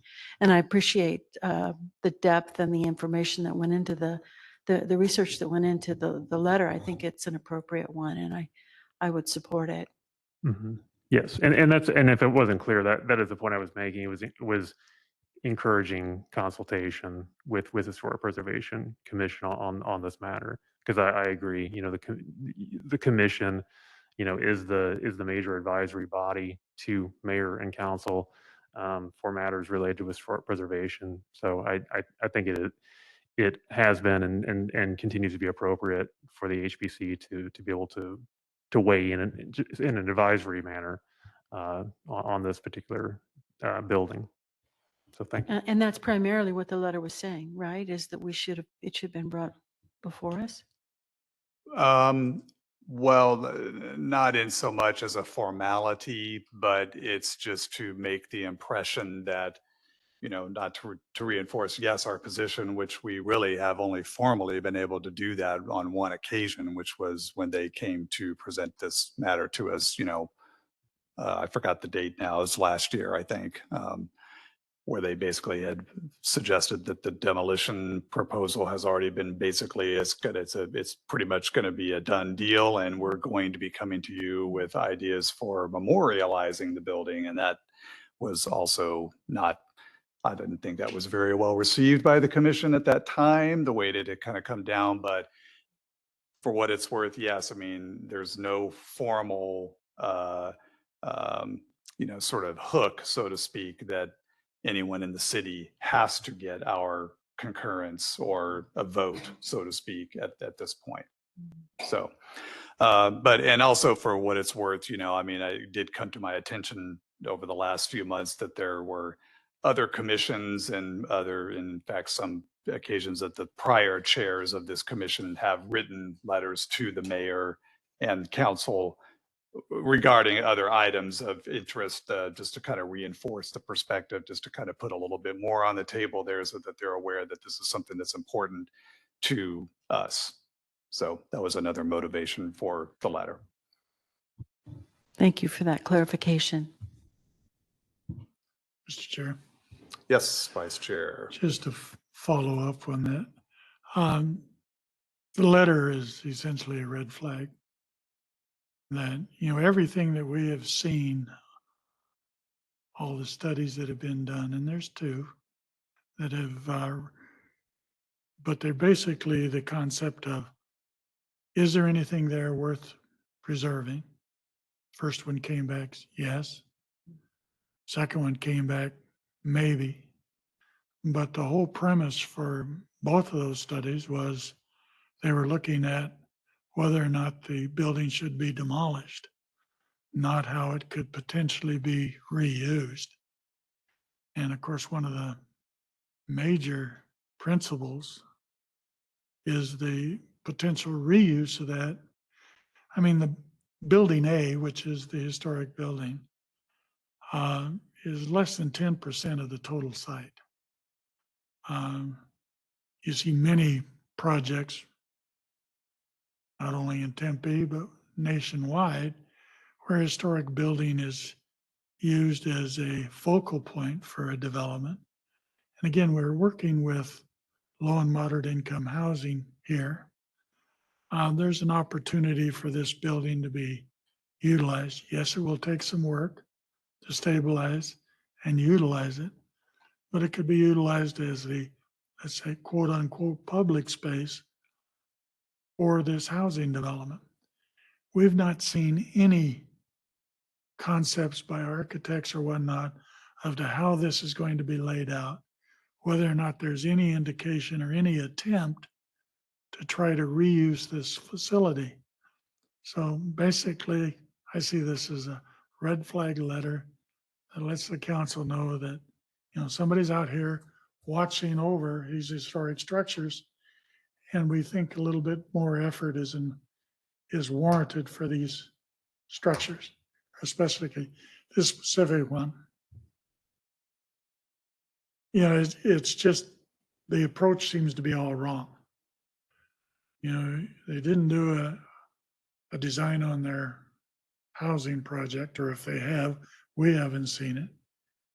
And was there any thought given to designing this housing project around this very important historic structure? If that's the case, I'd sure like to have seen that so that somebody could give us an explanation of why that wouldn't work, and let's go ahead and tear it down. Especially along Apache Boulevard, there's very little that was savable along Apache Boulevard. This is one that was. Unfortunately, the most significant properties along Apache Boulevard were on ASU, and ASU didn't give two hoots about them and tore them down before anybody could comment. But, this is, hey, we're here, we're watching, we're commenting. That's the purpose of this letter. And just to clarify, I had very little to do with the authoring of this, but I sure lend my weight to it as far as the signature part of it. Great job, by the way. Thank you very much. Wasn't this Commissioner Larson? Yes, Commissioner. I like the letter. I like the substance. My review of this is not so substantive and more like procedural and presentation. How were you going to actually deliver this to the mayor and city council? Like, were you going to print it, sign a hard copy, and mail it, or email, or like how are we delivering this? Thank you for the question. Basically, I don't know yet.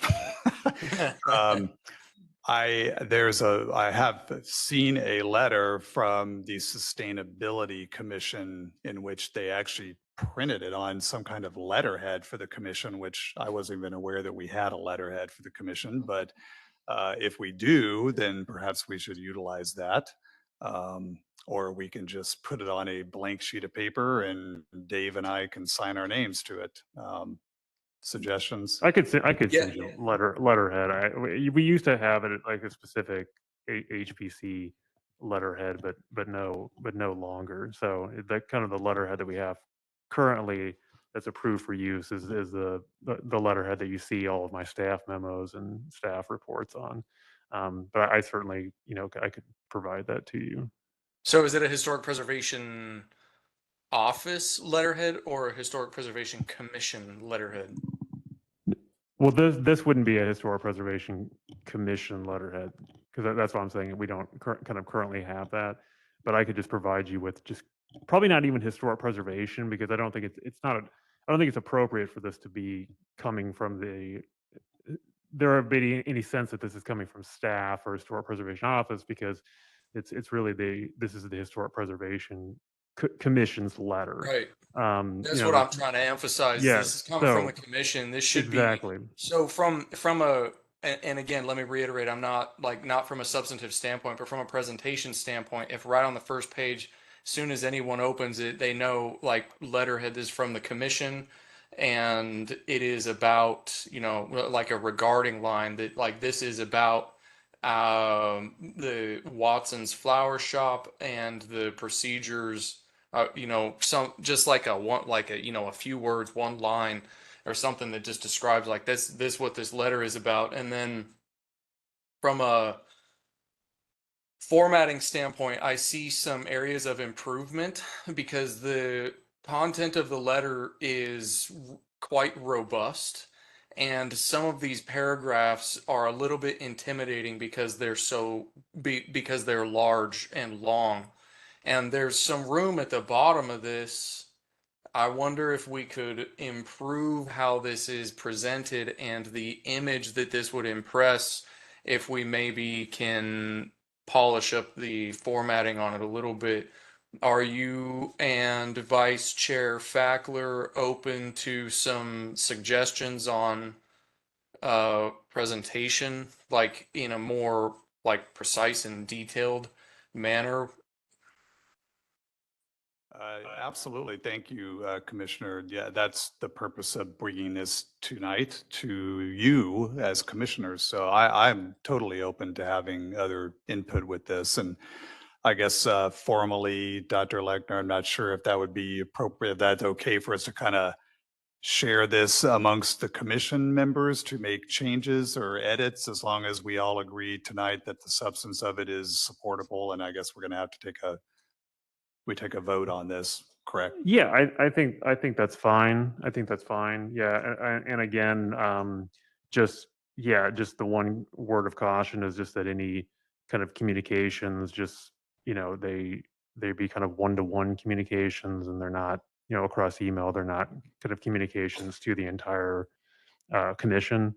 So yeah, I think if what I would suggest doing is passing a resolution, or if the commission desires it, to pass a resolution in support of the letter pending revisions to any forthcoming revisions by any of the commissioners, that will be provided to Chair Woodson via email.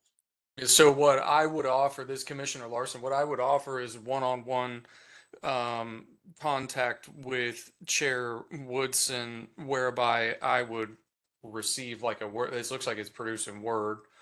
Just give me a Word copy of the document and let me redline it and polish it up and try to make some improvements to how it's presented. And then Chair Woodson, you and I can just work on that similar to how Chair Woodson and Vice Chair Fackler have produced the first draft. Yes. Yes, that's agreeable. I appreciate the offer. Chair, just a quick comment. So, yeah, you have made the open meeting law, you have agendized it, you've discussed it, whichever way you please to vote, you go forward. In terms of the logistics, you can either send it through the HPO. There's also a council communicator, common email that goes to the mayor and that goes to the council. That's another avenue that even public can send, and sometimes even the commission members can also send separately. So it's your pleasure the way in terms of the content, but in terms of the logistic, those two are good possible ways. So there's you're talking about kind of like a listserv type email There was a question distribution? about how to serve it Right, to the yes. mayor. Right. So there are two possibilities. One Okay. is you can give it to the HPO to forward it to the mayor and the council. Mm-hmm. There's also a public email system that's a listserv. That's the council communicator email that's on the website. We can also send it to you. That anyone in the public or the council can use that to send an email to the mayor and the council member together. Yes.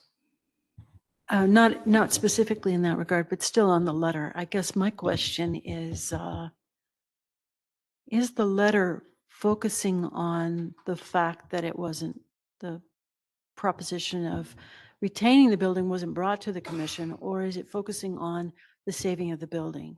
Because it appears to be, particularly at the end in some, that we are focusing on the saving of the building. But I think that from a broader perspective, you might want to say, this is just one example, of why we should be engaged in these decisions earlier on.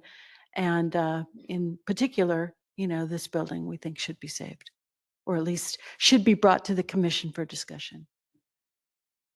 Agreed. So perhaps you could send me some suggested text on email. Sure. Yeah. And then if Commissioner Larson sounds like he's willing to help assist with that as well. So yes. No, I agree. I mean,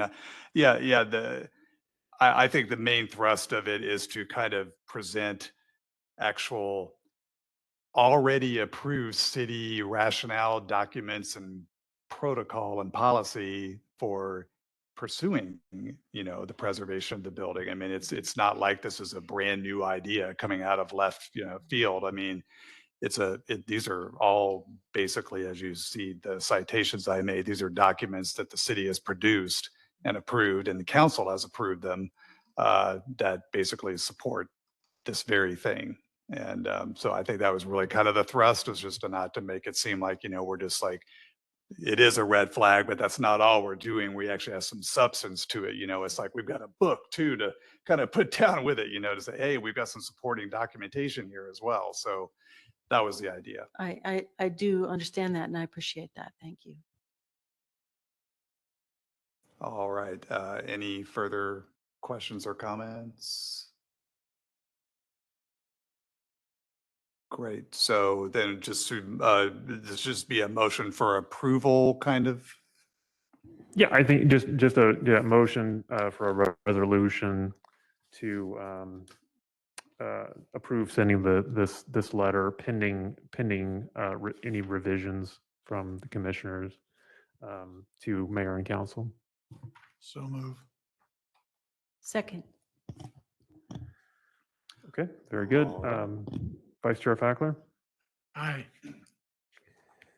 Commissioner Davis, Aye. Commissioner Larson, Aye. Commissioner Karuka, Aye. Commissioner Robinson, Aye. Commissioner Williams, Aye. Chair Woodson. Aye. Okay, ayes carry it 7-0. Motion carries. Excellent. Thank you, everyone. And we will, I guess at the time that we do actually issue the letter in whatever format, we can copy the commissioners as well, or send a copy to them through the way you typically send documents out, where you're not sending it to everybody. Yeah, Just as like just a blind BCC carbon copy. copies. Yes. Okay, very Very good. All right. Well, thank you, everyone. All right. Moving on to chair and staff updates. I do not have any updates at this time, so I'll turn it over to Dr. Lechner. Chair, I have a quick update. So Chair Woodson and the commissioners, as I have been giving you update about the general plan, we actually now have the second version of the draft that was released on June 20th. And we went to the Development Review Commission's first hearing on July 27th. We got a lot of input. There were like about 102 attendees at that meeting. Some 30 people spoke. And then we also got a direction from the DRC. And based on all of that, we're making updates to the draft. And there will be a draft that we plan to release on this Friday, the 14th, and then also send it to the DRC. And just a couple of points of interest to the HPC is the draft now includes an idea called the Downtown Historic Core. This is something that was proposed by some of the historic preservation proponents, including from the Tempe Historic Preservation Foundation and some of the other historic activists from here. Kind of language that was actually included in the draft Urban Core Master Plan that was done in 2018 to 2020. So this is something we have included in the general plan level. It's downtown, and what the language basically now says is the boundary and any design guidelines, any details will be done in that plan. So the general plan only gives a guidance. And looks like many people are happy with that. I just wanted to report to you that, and even the DRCs thought that it was a good idea. So there are a couple of pages to reinforce, although there is a historic preservation element, and this Downtown Historic Core is something that probably would even reinforce. And the details will be worked out probably as a new plan or something, which definitely will come to you and other people. But at the general plan, it's only the high level vision document. So the next hearing, the second hearing, is on July 25th, right here in the Tempe Chamber, Council Chambers. And then we go to the council on August 10th and August 24th for the first and second hearing.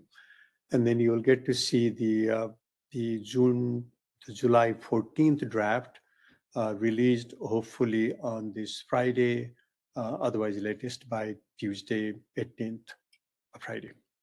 Any questions on the general plan? I'll be very happy to report to. In the meantime, we had gone to maybe about 5 or 7 neighborhood meetings. And also we met with quite a few other people on one-on-one. We also had some of the meetings were very well attended. We also had a catch all neighborhood meetings on June 14th that had, I think, more than 100 attendees at the library. It was very interesting. We have revised the text and documentation to reflect what the people had shown their concerns. And the community working group, which is the time-bound and dedicated body to provide input on the general plan, where they voted to forward that to the DRC on June 15th. So we followed all the processes and steps. And then we've also taken a lot of comments. There's a website, tempe.gov/2050. People can make comments anytime. We take comments all the way to the adoption process. We really are making this a very, very community-driven document so that, sometimes we get conflicting ideas. Some people like more density, some people like less density, some people like compact homes, some people like different types of homes. And we try to provide a balance as much as we can technically. And then in all these meetings, there seems to be an indication that with the evolving draft, there's more and more support to it. So that's how it seems. Any questions, we'll be happy to respond to. Excellent summary, and thank you for that. And I was aware of this historic downtown core element that was added, and that's great. I'm glad to hear that's moving forward.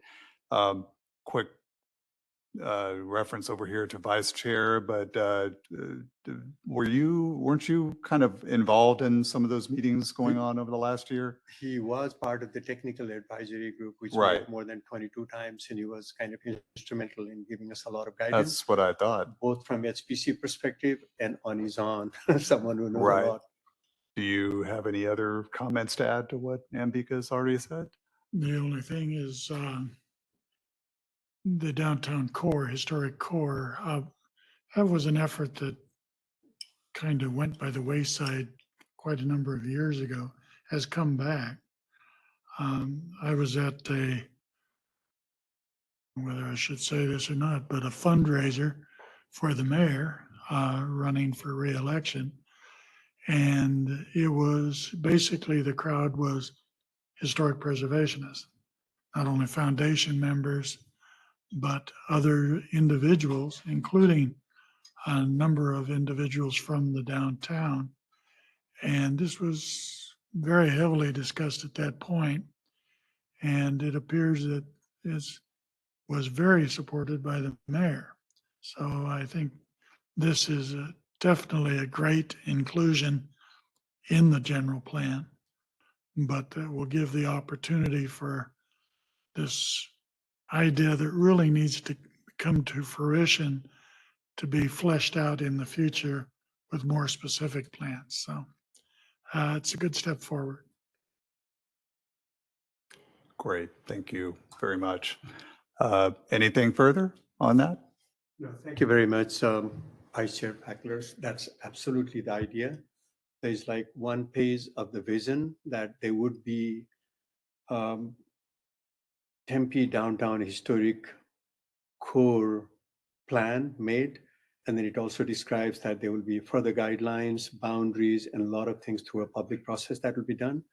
And once this plan is adopted and ratified in March 2024, we can actually begin to take a look at on how to develop that plan. And then in consultation with the SPC, go into a lot more detail. It will be a plan.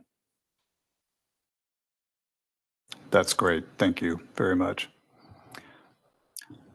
All right. I have some updates. Yeah, you have some updates. I bet you do. Thank you. Thank you, Chair.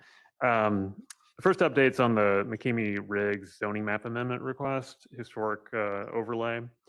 You'll recall at the April HPC meeting that this commission unanimously recommended approval of that request. Subsequently, on May 9th, the Development Review Commission also unanimously recommended approval of that request. And the first council hearing was held on June 1st. The second council hearing was held on the 15th of June. At that second hearing, council also unanimously approved the zoning map amendment request, resulting in the addition of the property at 135 East Bonita Way to the Tempe Historic Property Register. And I just mentioned that there were no public comments made at either the DRC meeting or either of the council hearings. So that is the latest addition to the Tempe Historic Property Register. Want to give you a quick update on the Historic Preservation Plan implementation process. HPC recommended approval of the Historic Preservation Plan in May of last year, 2022. Council adopted the Historic Preservation Plan in June, the following month of 2022. And so I've spent much of the last year collaborating with colleagues here in the city government, and also with area tribes to implement the vast number of priorities that form the core of the plan. You recall a very lengthy goals and priorities section that is kind of the meat and potatoes of that plan, I would argue. Virtually all of those priorities have been adopted. Those that have not are all in progress and on their way to completion. And that really only represents just a handful of the overall number of priorities. Some of the pending priorities deal with some code text amendments that the Historic Preservation Office and the Planning Division is planning to make to the Historic Preservation Ordinance. So more on that forthcoming. And then also the creation of a City of Tempe tribal, either memorandum of understanding or consultation policy that's also mandated by the historic preservation plan. So I'm happy to talk, further about if you have questions about specific priorities or how they're being, implemented. It's just I value the time of the commission, and it is so many priorities that kind of a presentation on all those would last a long time. But again, I'm happy to discuss that if you have questions about any specific priorities anytime you'd like, because it's been a big focus of mine just on a day-to-day basis over the last 12, 13 months. So it's gone very, very, very well, and I've had a lot of help along the way. So thanks to everyone in the city and the tribes who have and just local preservationists who have helped with that. So another update. Logan Simpson, this is in regard to the City of Tempe Cultural Resource Inventory and Historic Properties Treatment Plan.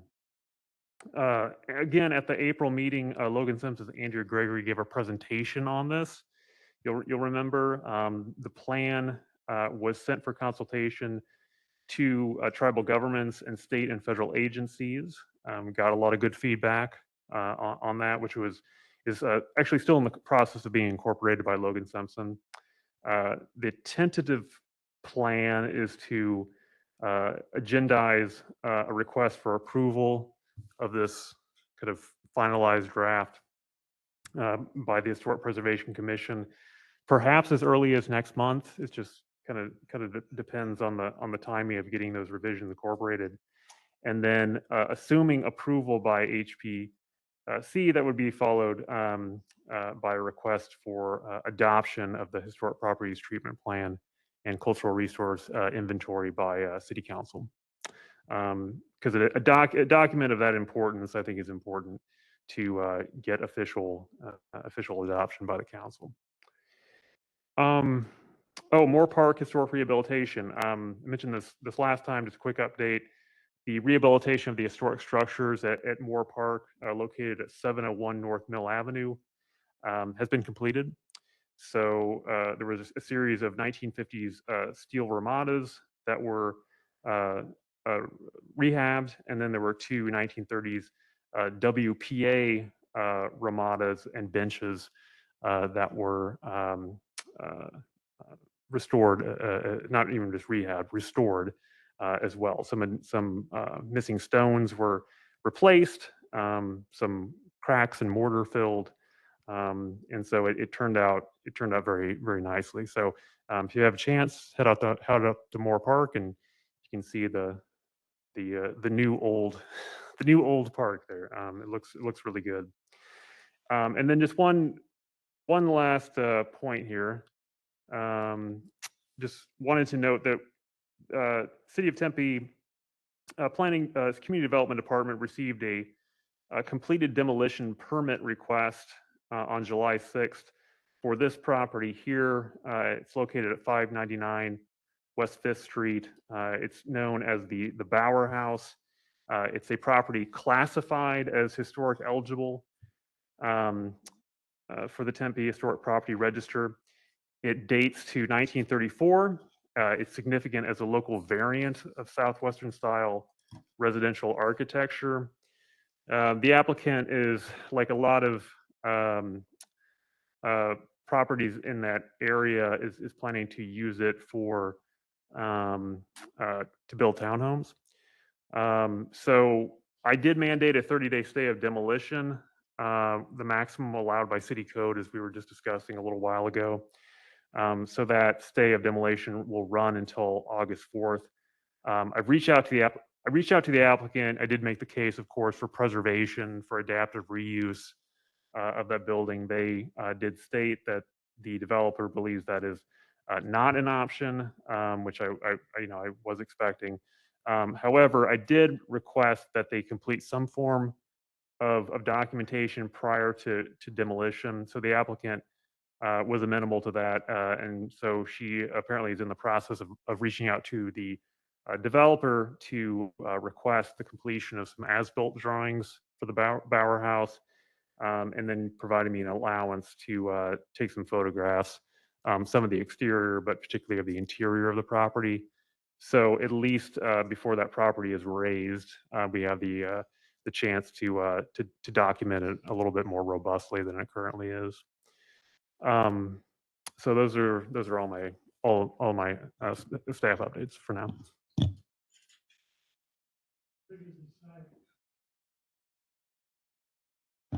Oh, this particular parcel or the larger project? That's a good question. I don't know offhand the acreage, square acreage. Yes. Yes, Commissioner. Sorry. You probably have already told us, but I can't recall. Is the proposed treatment plan for this being developed by Logan Simpson, is that available to us to review online somewhere? Yeah. So Is it on your webpage? You received, yeah, you received, and I can resend. I'd be happy to resend it to you if you'd Okay. like. Yeah, but it's in your April. It was in the Packet. April packet. Okay. Yeah. Thank But you. I can if you want to I can send you an updated a little bit more updated version of it. That would be great. Yeah. Thank you. Yeah, I'll make a note to do that. Yes. Or maybe just send it around to everyone. Yeah, that's a If good. it's Yeah, we been could do that too. If it's Yeah. been updated. Yeah, we could do that as well. I might I'll check with Logan Simpson just kind of see how close they are to kind of incorporating all of those tribal governmental revisions. And if it's not going to be too long, then I might just wait a bit before I send it to you, just so you have the most complete and up-to-date draft, if that works for you. And if it's going to be a bit, then I'll just send you the most up-to-date version we have. Very good, thank you. And thank you for your continuing efforts with implementing the historic preservation plan. That's good to hear that you're having some success, or a lot of success, it sounds like. So we do recognize the hard work you're doing, and we greatly appreciate that. Thank you.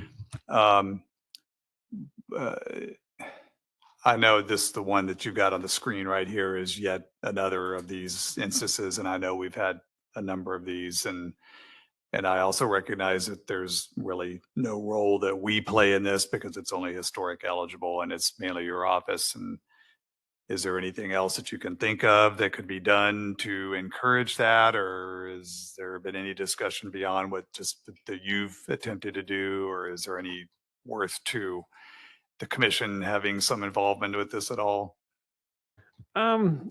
No, I don't know. Yeah, I mean, it being a kind of a private property and private development, I think the Historic Preservation Office has taken the appropriate steps, and I'm I'm not obviously fully satisfied, because I'll only be fully satisfied if the building were to remain intact, but I am somewhat satisfied at least that we'll get some documentation out of it.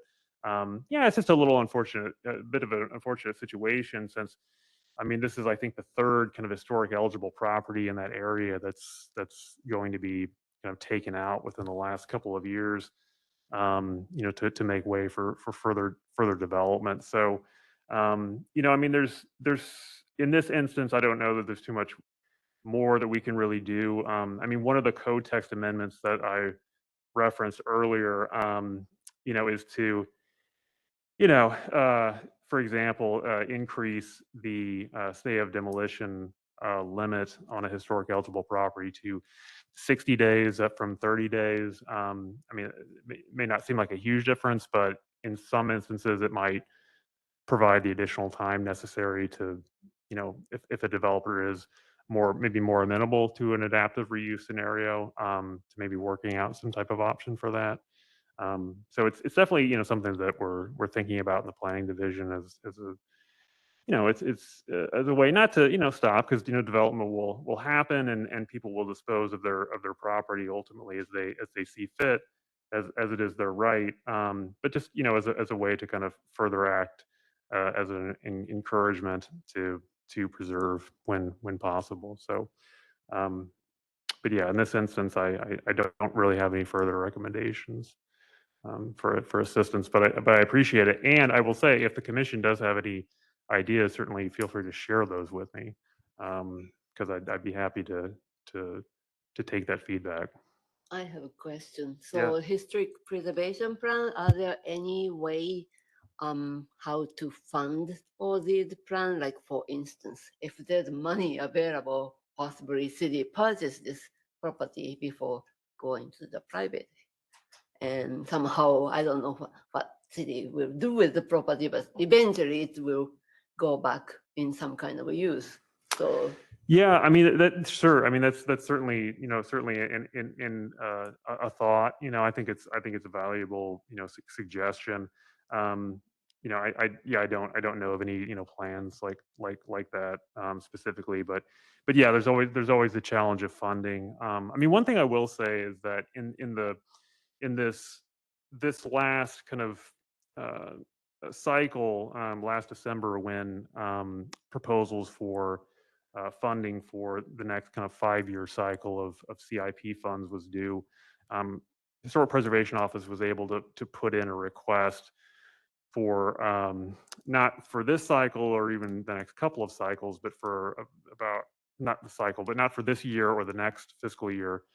But I think, don't quote me on this, but I want to say about 2025, 26, or maybe the following year, kind of the last year of the 5-year cycle, to begin a program that would cater to individuals who have designated properties, so individually designated or contributing properties within a historic district. Funds could be, a program would be there for them to request funds to get a match, using a partial match, so that they could use some public funding and and their own funding to help rehabilitate their historic home. So I think in that sense, that my idea there is to kind of help encourage folks to preserve their property, because maybe in the instance of where there's a large development, it may not be too convincing, but for an individual that is saying like, well, I might just want to demo this old house and just build a new one. If there's potential funding available for a historic home, and maybe they have an old home that would be eligible, but they haven't had it designated, then that might encourage them to see about going through the process, so that they're eligible for that funding. So, I mean, that is one way that I think we might be able to encourage in the future.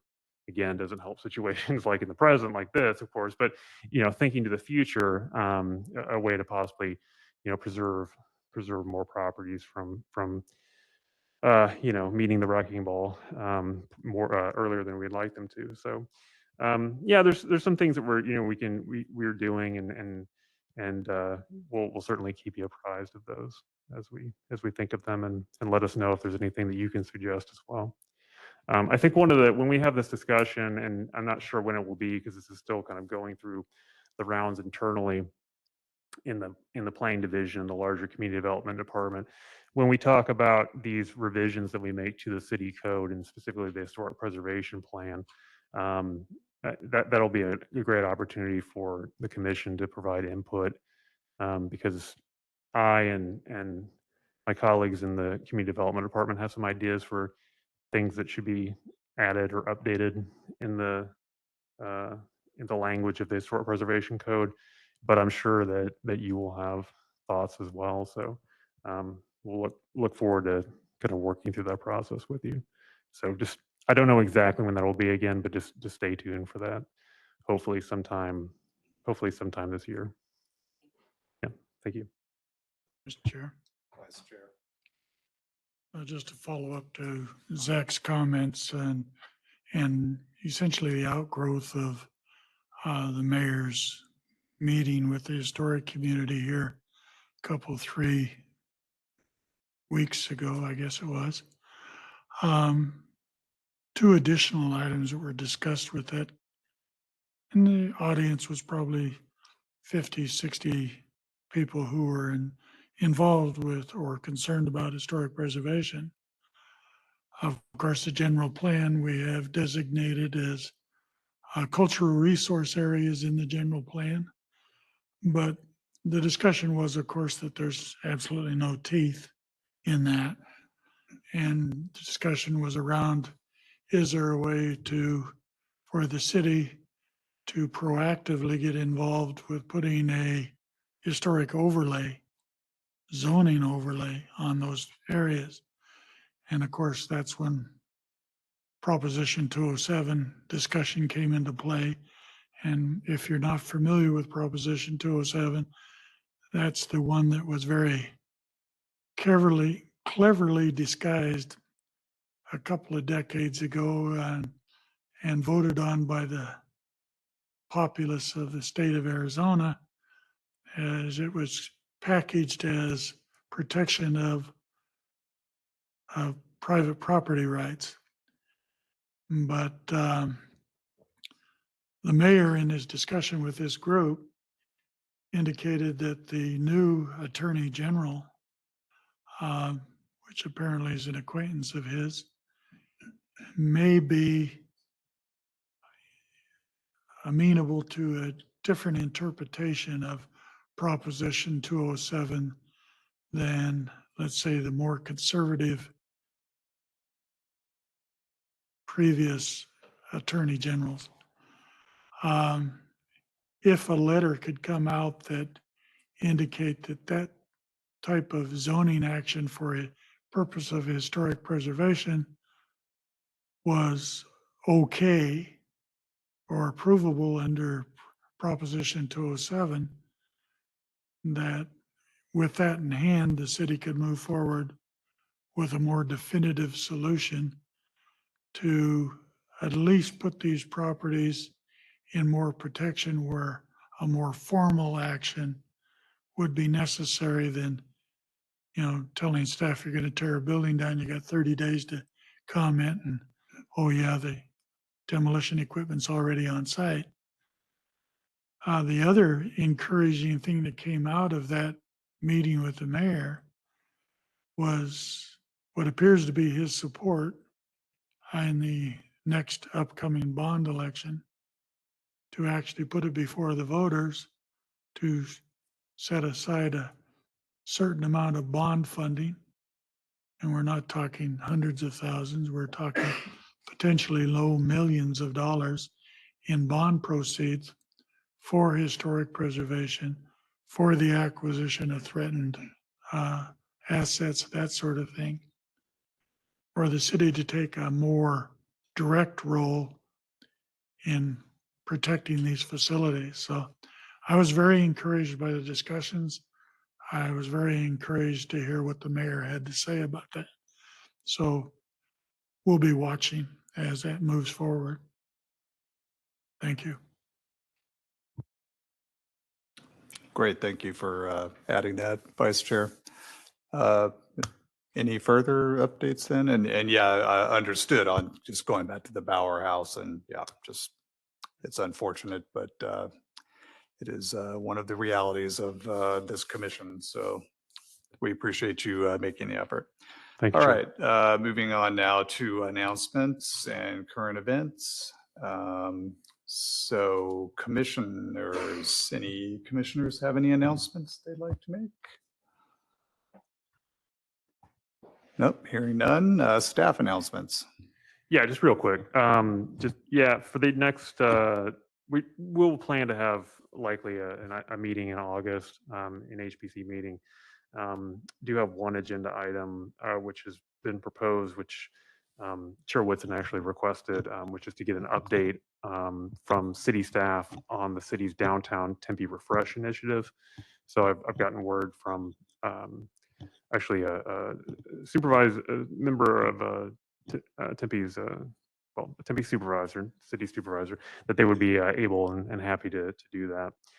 And then depending on, again, timing, perhaps a recommendation of approval request for that HPTP, CRI, Historic Properties Treatment Plan, Cultural Resources Inventory. But again, that just comes down to the timing. At this point, those are the only potential agenda items that I would have for an August meeting. But of course, as always, I'll consult with Chair Woodson to determine the agenda.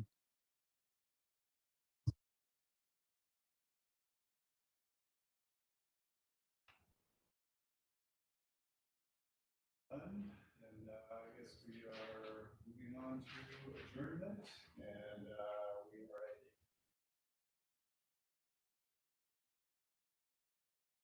commissioners and staff.